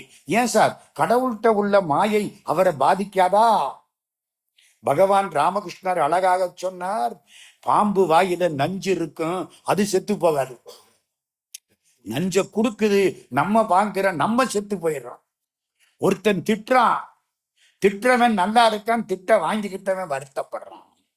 சரிதானே? அங்கிருந்து வந்த நஞ்சு இவனை பாடுபடுத்துது, ஆனா திட்டினவன் வாய் ஒழுங்கா இருக்கு, திருவள்ளுவர் சொல்லுவார். அது மாதிரி ஒரு போர்க்களத்துல கவியரசு கண்ணதாசன், மகாகவி பாரதியார், அதுக்கு முன்னால திலகர், அதுக்கு முன்னால காந்தி, இதுக்கு பின்னால சித்பவானந்தா, சின்மயானந்தா, வினோபா பாவே போட்டி போட்டு இந்த பகவத்கீதைக்கு உரை எழுதுகிறார்கள். ஏன்? கண்ணதாசன் அற்புதமா 3 கேள்வி கேட்கிறார். ஒண்ணு, சார் நம்மாலுதான் கேள்வி கேட்டது அவர்கிட்ட, நம்ம தான் எல்லாத்திலையும் கேள்வி கேட்போம்ல. அருமையான வினா. முதல் வினா, சார் சண்டை நடக்குது, அர்ஜுனன் போய் நிக்கிறான், கிருஷ்ணனும் போய் நிக்கிறான். அந்த இடத்துல அர்ஜுனன், என்னால சண்டை போட முடியாது, இவங்கெல்லாம் என் சொந்தக்காரங்க, நான் எப்படி அம்பு விடுவேன் அப்படின்னு குழப்பத்தினாலே வில்ல கீழே போட்டுட்டு தேர்ல உட்கார்ந்துட்டான். பரமாத்மா எழுந்து நின்று இவனுக்கு கீதை உபதேசம் செய்கிறார். கீதை எத்தனை சுலோகம் தெரியுமா? 700 சுலோகம், 18 அத்தியாயம். ஆமா, திருக்குறள் எத்தனை பாட்டு? 1330. கூட்டுனா 7, 3 3 6 1 7. இது 700 பாட்டு. 7 திருக்குறள்ல ஒவ்வொரு பால்லையும் கூட்டுனா 7 வரும். எத்தனை அதிகாரம்? கூட்டுனா 7 வரும். அது என்னன்னு புரியல. 7 பிறப்பா, 7 பிறப்பு, எழுமையும் ஏமா புடைத்து. கண்ணதாசன் அழகா எழுதுறார், அறநெறியை சொல்வதற்கு தமிழில் திருக்குறள் எப்படியோ வடமொழியில் கீதை அப்படி. கிரிதாரி பிரசாத்னு ஒருத்தர் கோயம்புத்தூர்ல அழகா சொன்னார், மனிதன் மனிதனுக்கு சொன்ன நூல் திருக்குறள், கடவுள் மனிதனுக்கு சொன்ன நூல் பகவத்கீதை, மனிதன் கடவுளுக்கு சொன்ன நூல் திருவாசகம். கிரிதாரி பிரசாத் பொள்ளாச்சி மகாலிங்க ஐயாட்ட இருந்து நிறைய அற்புதமாக பேசினவர். நாங்கள்லாம் அவர் பேச்ச கேட்டு கண்ணீர் கொட்ட உட்கார்ந்து இருக்கிறோம். பொள்ளாச்சி வக்கீல். அப்போ இந்த ரெண்டு கிட்டத்தட்ட ஒண்ணு. சரி, வினாக்கள் 3 வினாக்கள். முதல் வினா, சார் போர்க்களம், இங்க சண்டைக்கு ரெடியா நிக்கிறாங்க. கௌரவர் பக்கத்துல 11 அக்குரோணி சேனை. ஒரு அக்குரோணின்னா கிட்டத்தட்ட 2.5 லட்சம் பேர். இங்கிட்டு 7 அக்குரோணி சேனை. தர்மராஜா பக்கம் 7 அக்குரோணி, அங்க 11 அக்குரோணி, மொத்தம் 18 அக்குரோணி சேனை நிக்குது. 2.5 லட்சம் பேர்னா ஏறத்தாழ 45 லட்சம் பேர் செத்து இருக்காங்க 18 நாளையில. அந்த காலத்துல பூபாரம் தீர்றதுக்கு சண்டைக்கு ரெடியா நிக்கிற போது 700 ஸ்லோகத்தை இவர் சொல்ல எல்லாரும் கைய கட்டிக்கிட்டு கேட்டுக்கிட்டா நிப்பாங்க. நல்ல வினா. கண்ணதாசன் எழுதுறார், பெரிய கெட்டிக்காரர். அந்த காலத்துல தர்ம யுத்தம். தர்ம யுத்தம்னா என்ன தெரியுமா?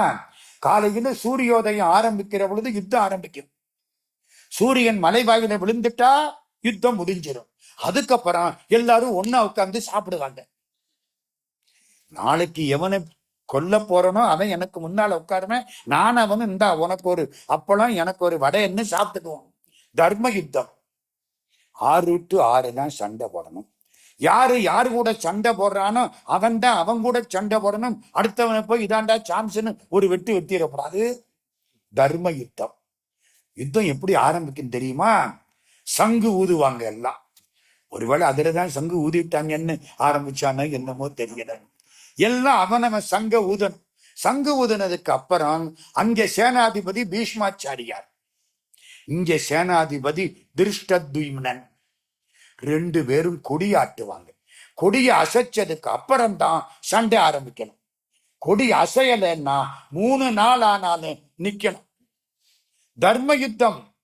ஏன் சார் இப்ப கூட நம்ம ஆளு குண்டு போடுறான் பாருங்க, சண்டை நடக்குது இல்ல, செஞ்சிலுவ சங்கத்து வண்டி வந்தா அதை தாக்கப்படாது. ரெட் கிராஸ் சொசைட்டி இருக்கா இல்லையா?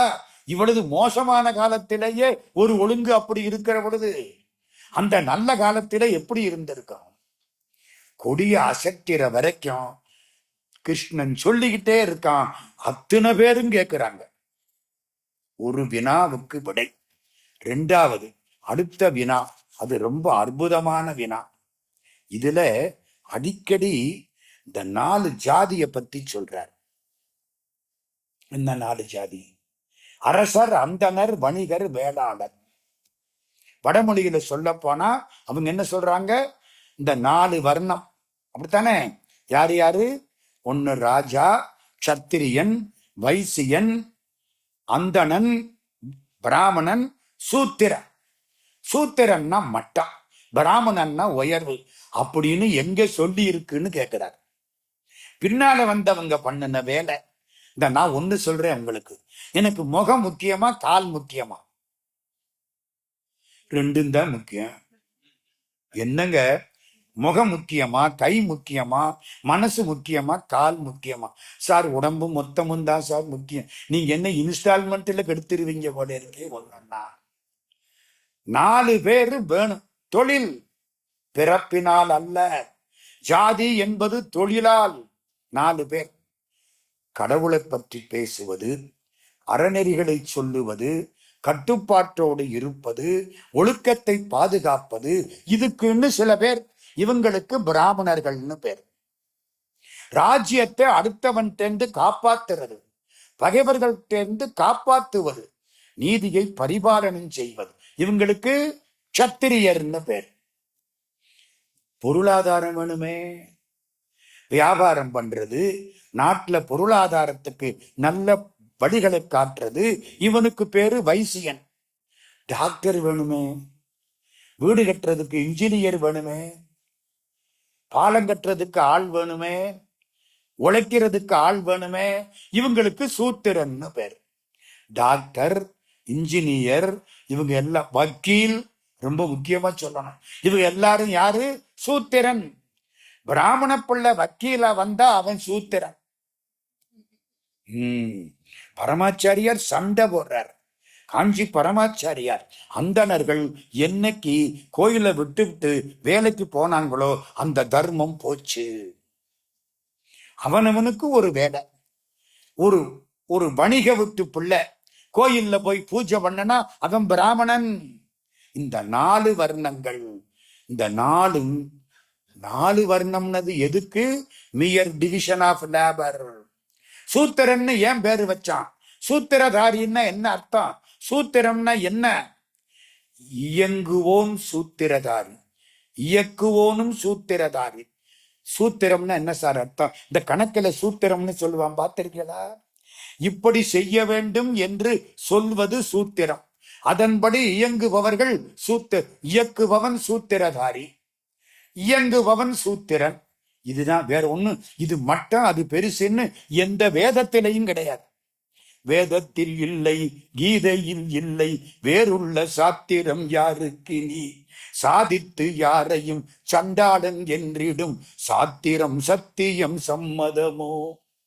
யாரு கேட்கிறா? சங்கரர் காசியில் அங்கென்ன சொன்னார்? சண்டாள பக்தனும் தம் குரு என்றார். விஸ்வநாத பெருமான் சண்டாளனா வந்து நிற்கிறான். 4 நாய், ஒரு தோல் பையில அமுதம். ஆதிசங்கரர் எதிர்த்தாப்புல வரார். விலகுன்னார். ஆன்மாவையா உடம்பையா? எதை விலக சொல்றே? அரண்டே போச்சு. ஏன்னா இவன் ஒரு சண்டாளன். மாடு தின்னும் புலையா, உனக்கு மார்கழி திருநாளா? அவன் தான் சண்டாளன். அவன் இப்படி சொல்றான். கண்டுபிடிச்சு விட்டார். வந்திருக்கிறது சிவபெருமான். 4 வேதம், 4 நாய். அப்பத்தான் மனிஷா பஞ்சகம் பாடுறார். எதுக்கு சொல்ல வந்தேன்? சங்கரர் காசியில் அங்கென்ன சொன்னார்? சண்டாள பக்தனும் தம் குரு வென்றார். எங்கள் ராமானுஜர் தங்குலம் என்று யாரையும் கொண்டுடன் கோயிலுள் சென்றார். ராமானுஜர் எல்லா சூத்திரர்களுக்கு நாமத்தை போட்டு அவங்களுக்கு என்ன பேர் வச்சார் தெரியுமா? அருமையான பேரு வச்சார், திருக்குலத்தார். அவ்வளவு பேரும். எங்கூட ஒருத்தர் ராமசாமின்னு படிச்சார். நல்ல கெட்டிக்காரர், ஐயங்கார், கருப்பா இருப்பார். அதனாலதான் நான் அவர் ரொம்ப தோஸ்து. ஆமா, எனத்தோட சேரும். நான் வரதராஜன் மாதிரி ஆள்கிட்ட உட்கார்ந்தா நான் ரொம்ப கருப்பால தெரிவேன். அவர் அழகா சொல்லுவார். ராமானுஜர் அந்த காலத்துல ஹரிஜனங்களை பூரா பிடிச்சு எல்லாரையும் திருக்குலத்தார் ஆக்கி விட்டார். அதுல பிறந்தவங்கள்லாம் என்ன பார். அவர் கருப்பா பிறந்தது பூரா அப்படியா. சங்கரர் காசியில் அங்கென்ன சொன்னார்? சண்டாள பக்தனும் தம் குரு வென்றார். எங்கள் ராமானுஜர் தம் குலம் என்று யாரையும் கொண்டுடன் கோயில் சென்றார். சுருக்கமா சொல்லுங்க சார். எண்ணிய பக்தருக்கு எளியது தெய்வம் என்பதுவே நல்ல இந்துவின் தர்மம். எண்ணிய பக்தருக்கு எளியது தெய்வம். முடிச்சு போச்சு. நாமக்கல் கவிஞர் ராமலிங்கம் பிள்ளை. அப்போ இந்த 4 ஜாதிங்கிறது தப்புல்ல.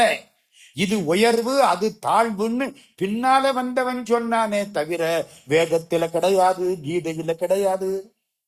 முகம் பிராமண. ஏன்? மூளை அங்கே இருக்கு, மனசு சரிதானா, வயிறு, அப்புறம் காலு, ஒன்னனுக்கு ஒருத்த. இந்த தோளாற்றல் அதான் சத்திரியன், இந்த மனசு அதான் வைசியன், காலு அதான் சூத்திரன். எது இருந்தா தேவையில்லை, எது இல்லாட்டி தேவையில்லை. உடம்புல எல்லாம் ஒண்ணுதான். இது பெருசு அது பெருசுன்னு சொல்லாதே.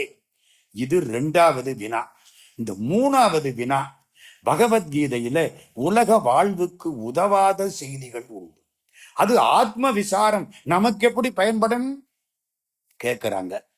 கண்ணதாசன் சொல்கிறார், எப்படி வாழ்வது, எதை உண்பது, எப்போது தூங்குவது, எந்த நேரத்தில் மரணம் அடைவது, இவ்வளவு அதில் சொல்றான். நீ என்னென்ன சாப்பிடுவ? 3 விதமான சாப்பாடு.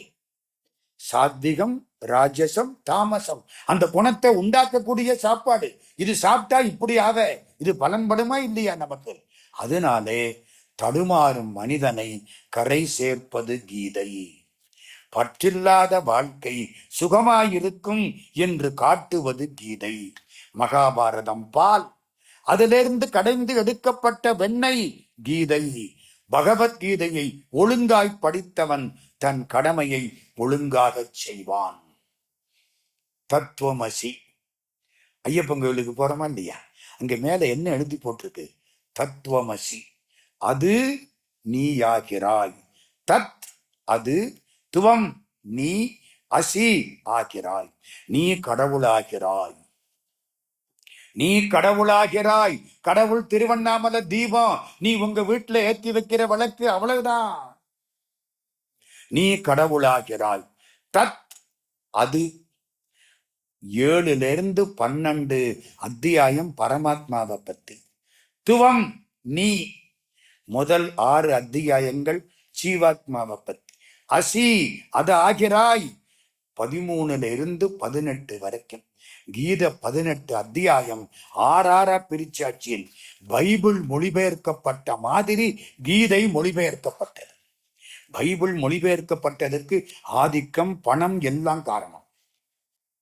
கீதை மொழிபெயர்க்கப்பட்டதற்கு தத்துவ ஞானமும் சிறப்பும் காரணம். வாரன் ஹேஸ்டிங்ஸ் கீதையினுடைய மொழிபெயர்ப்புக்கு முன்னுரை கொடுத்தார். எப்போ? என் கணக்கு சரியா இருந்தா கிட்டத்தட்ட 1860 ஒட்டி. 1857 விக்டோரியா மகாராணியின் ஆட்சிக்கு இந்தியா உட்பட்டது, நேரடி ஆட்சி. முதல்ல வந்தவர் Robert Clive, first governor general.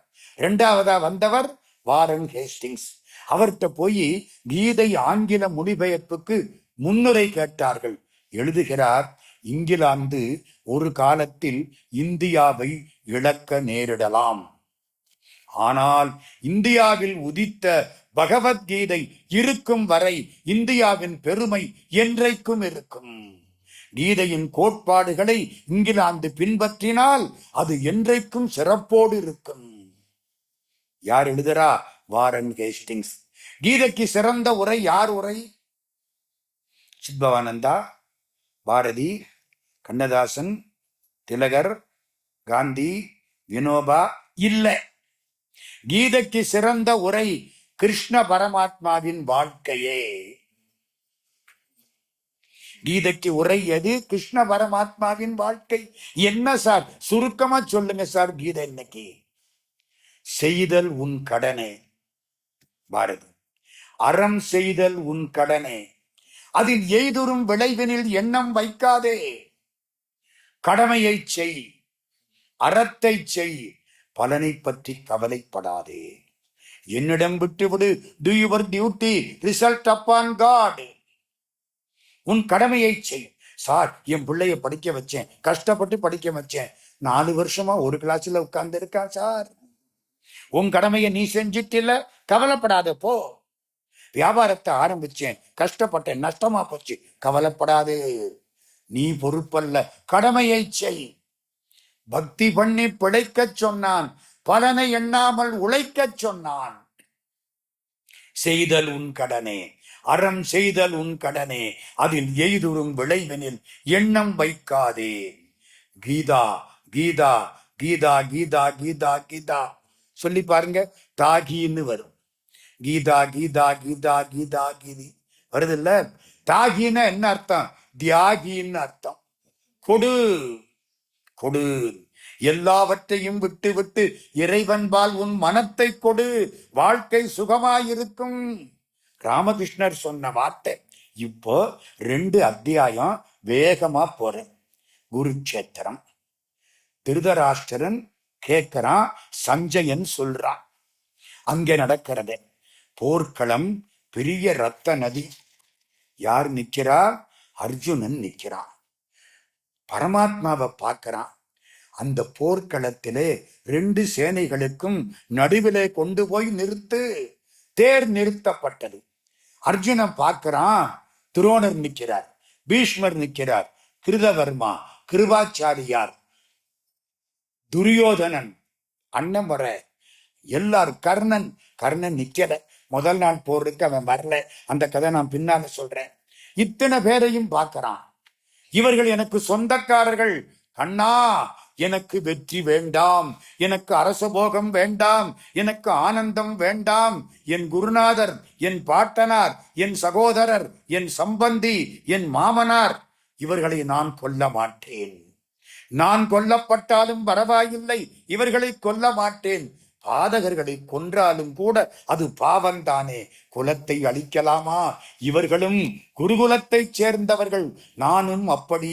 அணைக்கப்பட வேண்டிய சுற்றத்தை அழிக்கலாமா? குலதர்மத்தை அழித்தவர்கள் நரகத்துக்கல்லவா போவார்கள். கௌரவர்கள் என்னை அழித்தாலும் சரி, நான் போர் புரிய மாட்டேன். வில்ல தூக்கி போட்டுட்டு தேர் மேல உட்கார்ந்துட்டான். கிருஷ்ண பரமாத்மா எந்திருக்கிறார். அடப்பாவி, நான் இவ்வளவு காலம் உன்னை கொண்டாந்து நிறுத்த என்ன பாடுபட்டிருக்கேன். நடத்தினது பூரா கிருஷ்ணன்.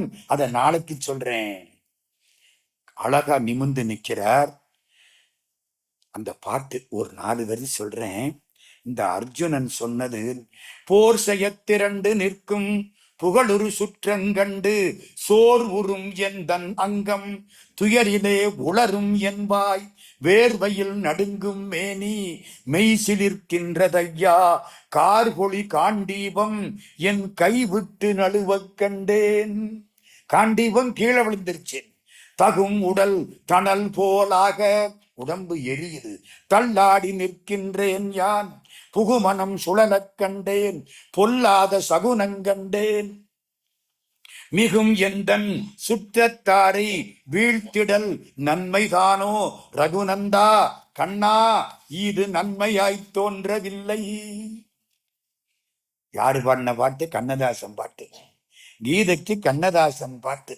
இது முதல் யோகம், அர்ஜுனன் விஷாத யோகம். அப்படின்னா என்ன அர்த்தம்? குழம்புற இடம். ஒரு காரியம் செய்யலாமா வேண்டாமா?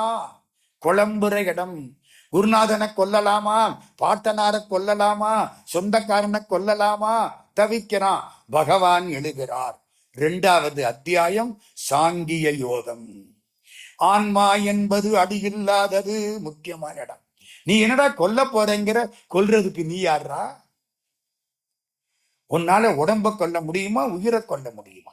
உயிருக்கு அழிவு கிடையாது. உடம்புக்குத்தானடா அழிவு. நீ கொல்லாட்டாலும் அது ஒரு நாளைக்கு அழியத்தானடா போகுது. அப்புறம் என்ன? ஆன்மா என்பது அழியில்லாதது. உடலம் என்றோ ஒரு நாள் அழியும். தான் அழிக்காவிடில் தானே அழியும். நீ கொல்லலன்னா அது ஒரு நாளைக்கு போகத்தாண்டா போகுது. ஓருடல் துறந்து மற்ற ஓருடல் புகுந்து ஆன்மா மட்டும் அழியிலாதிருக்கும். இந்த ஆன்மாவுக்கு அழிவு கிடையாது. இந்த சட்டையை கலட்டி விட்டு புது சட்டையை மாட்டுகிறேன், அவ்வளவுதானே. உடம்பு அப்படி இருக்கும். அது மாதிரி ஆன்மா அப்படியே இருக்கும். உடம்புங்கிற சட்டையை மாத்திக்கும். இது நம் கடமை, ஈஸ்வரன் ஆணை என்றே எண்ணி இப்பணி தொடங்கு. பார்த்தா பேடி போல் பேசாது, ஆண்மையோடு பேசு. மனத்தளர்ச்சியை விடு, எழுந்து நில். நமக்கு போட்ட கட்டளை. பல சமயம் தர்ம சங்கடம் வருது, தவிக்கிறோம். இவன் சொல்றான், பீஷ்மரையும் மகாத்மா துரோணரையும் நான் எப்படி வீழ்த்துவேன்? பெரியவர்களையும் குருமார்களையும் கொல்வதை விட பிச்சை எடுத்து சாப்பிடலாமே. யாரை கொல்லக்கூடாதோ அவர்கள் எனக்கு முன்னால் நிற்கிறார்களே. கண்ணா, நான் சிறியவன், குறை மிகுந்தவன், தர்மம் எது என்று உணராதவன். என் அறிவு மயங்குகின்றது. அறம் எது என்று உறுதியாக சொல். நான் உன் சீடன், நீயே சரணம் என்று இருப்பவன் நான். கிருஷ்ணா, எனக்கு கட்டளையிடு. இப்போ கண்ணன் பேசுகிறான். இதுதான் சாங்கிய யோகம். யாருக்காக துன்பப்படக்கூடாதோ அவர்களுக்காக துன்பப்படுகிறார். இந்த துரியோதனன், துச்சாதனன் இவர்களுக்கு துன்பப்படலாமா? துன்பப்படுகிறார். இதுல ஞான பேச்சு வேற பேசிக்கிறேன். இறந்தார்கள், இருப்பவர்கள் யாரை பற்றியும் அறிஞர்கள் துன்பப்பட மாட்டார்கள். ஆன்மா அழிவற்றது. நாம் இருக்கிறோம், வாழ்கிறோம். ஒரு உடம்பை விட்டா ஆன்மா இன்னொரு உடம்பை எடுத்துக்குது. ஆன்மாவுக்கு அழிவு கிடையாது. இன்பமும் துன்பமும் சமம் என்று எவன் எண்ணுகிறானோ அவனுக்கு மரணம் கிடையாது. இவன் கொல்வான் தவறு, இவன் கொல்லப்படுகிறான் தவறு. இவன் பிறப்பதும் இல்லை, இறப்பதும் இல்லை, இவன் கொல்லப்பட மாட்டான். எல்லாம் ஆன்மா. ஆன்மாவுக்கு அழிவு கிடையாது. பழைய துணிகளை களைந்து விட்டு புது துணி அணிவது போலே ஆன்மா பழைய உடம்பை போட்டு விட்டு புது உடம்பை எடுத்துக் கொள்கிறது. இவன் தினம் பிறக்கிறான், தினம் இறக்கிறான் அப்படின்னு கருதாதே. இவனுக்காக துன்புறுவது வீண். உயிர்களுக்கு தொடக்கம் தெரியுமா, முடிவு தெரியுமா? சுருக்கமா சொல்லிட்டு முடிச்சுக்கிறேன். ஒரு பெரிய ராஜா இங்கிலாந்துல ஒரு கூட்டம் கூட்டினான். பெரிய பெரிய ஞானிகள்லாம் வந்து உட்கார்ந்தாங்க. ஒரு கேள்வி கேட்டான். நம்ம பிறக்கிறதுக்கு முன்னால எங்க இருந்து இங்க வந்தோம்? இறந்ததுக்கு அப்புறம் எங்க போக போறோம்னு சொல்லுங்க. வாழ்க்கை என்றால் என்ன? எல்லாம் தவிக்கிறாங்க. எங்க இருந்து வந்தான் தெரியாது, எங்க போறோம் தெரியாது. ஒரு பெரிய அறிஞன் எழுந்தான். நாம் எங்கே இருந்து வந்தோம் என்பதும் நமக்கு அறிவிக்கப்படவில்லை. நாம் எங்கே செல்ல போகிறோம் என்பதும் நமக்கு அறிவிக்கப்படவில்லை. இடையிலே நாம் இங்கே வாழ்கிறோம். இது மட்டும்தான் உண்மை. அந்த பறவையை பாருங்கள். அந்த பறவை சாளரத்தின் வழியாக வந்தது, கொஞ்ச நேரம் இங்கே உட்கார்ந்தது, பறந்து போய்விட்டது. அது எங்கே இருந்து வந்தது என்றும் தெரியாது, எங்கே போகிறது என்றும் தெரியாது. இருந்தது. இதுதான் வாழ்க்கை, இதுதான் வாழ்க்கை. நீ வென்றால் ராஜபோகம், நீ கொல்லப்பட்டால் சொர்க்கம். சண்டை போடு, எது கிடைச்சாலும் ஒண்ணுதானே. நீ ஜெயிச்சின்னா ராஜா, நீ தோத்து போயிட்டீன்னா சொர்க்கம். வீரன் பாவியாகாமல் இருக்க வேண்டும். உன் கடமை தொழில் செய்வது, அதில் லாப நட்டங்கள் உன்னை சேராது.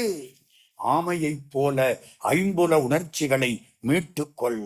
ஐம்புலன்களை அடக்கு, என்னை அடைக்கலமாக கொள். அது வேண்டும் இது வேண்டும் என்று அலையாதே. எந்த பதவியையும் மகிழ்ச்சியோடு தூக்கி எறி. தூக்கி எறி இல்ல, மகிழ்ச்சியோடு தூக்கி எறி. ஆணவத்தை விடு. இது என்னுடையது என்று எதையும் சொல்லிக் கொள்ளாதே. இப்படி இருந்தால் அமைதி கிடைக்கும். இந்த நிலைக்கு பிரம்ம நிர்வாணம்னு பேரு. இப்படிப்பட்டவன் சாதாரண இன்பங்களுக்கு ஆட்பட மாட்டான். ராமகிருஷ்ணர் அழகா சொல்றார், இறை இன்பத்தை அனுபவித்தவன் உலக இன்பத்தை தூக்கி எறிந்து விடுவான். அதுக்கு விளக்கம் கொடுக்கிறார். ராஜாவுடைய காதலியாய் இருக்கக்கூடிய ஒரு பெண் தெரு பிச்சைக்காரனை கண்ணெடுத்தும் பார்க்க மாட்டாள். அது மாதிரி இறைவனுடைய அன்பனாயிருந்து பேரின்பத்தை அனுபவிக்கக்கூடிய நீ சாதாரண இன்பங்களை ஏற்றுக்கொள்ள மாட்டாள். அப்ப எப்படி இருக்கணும்? பணக்காரன் வீட்டு வேலைக்காரி போலிரு. அதான் நிறைவு. இன்னைக்கு அது என்ன பணக்கார வீட்டு வேலைக்காரி? நம்ம வீடு ஒரு 50 வெள்ளி பாத்திரத்தை அள்ளி போட்டான். வெள்ளி பாத்திரத்தை தேய்க்கிறான். பத்து இல்லாம தேய்க்கிறான், பற்று இல்லாமலும் தேய்க்கிறான். அது எங்க விட்டு பாத்திரங்கிற பற்று இருக்கா? பற்றும் இல்லை. இந்த காலத்துல தேய்க்கிற பொழுது பத்தும் போக மாட்டேங்குது, அவ பற்றும் போக மாட்டேங்குது. சமயத்துல தூக்கிட்டு போயிடுவான். பத்து இல்லாம தேய்க்கிறா, பற்று இல்லாமலும் தேய்க்கிறா. இந்த வேலையை விட்டு என்னைக்கு வேணாலும் போ சொல்லுவாங்க. உன் வாழ்க்கை அவ்வளவுதான். இந்த செல்வம் எல்லாம் நீ வேலைக்காரி. இதெல்லாம் நீ பற்றில்லாமல் செய். தாமரையிலை தண்ணீர் போல் வாழ வேண்டும். முதலில் ஆண்டவனை தேடு, அதற்கப்பால் மற்ற பொருள்களை தேடு. இதுதான் அர்ஜுனா எழுந்து நில். இது சாங்கிய யோகம். 2 இது பார்த்திருக்க இன்னைக்கு. கூடுமான வரைக்கும் இது மொத்தம் 18 அத்தியாயம். 2 அத்தியாயம் சுருக்கம்தான் நான் சொல்லிட்டு போறேன். இடையிடையிலே சில சுலோகங்கள் தெரிந்த இடத்திலே வரும். எனக்கு ஒரு ஆசை, உங்க புண்ணியத்துல நான் பகவத்கீதையை அநேகமாக 700 சுலோகங்களையும் படித்து கொண்டிருக்கிறேன். இந்த புண்ணியம் பூரா சிங்கப்பூர் தண்டாயுதபாணி ஆலயத்தை சேர்ந்தது. இல்லைன்னா படிக்க மாட்டேன். இந்த தலைப்பு இந்த கோயிலை சேர்ந்த அன்பர்கள் கொடுத்தது. மகாபாரதமும் பகவத்கீதையும். நாளைக்கெல்லாம் கீதை கொஞ்சம் கூடும், பாரதம் கொஞ்சம் குறையும். 2 கடல். கதை கொஞ்சம் எளிமையாகும்.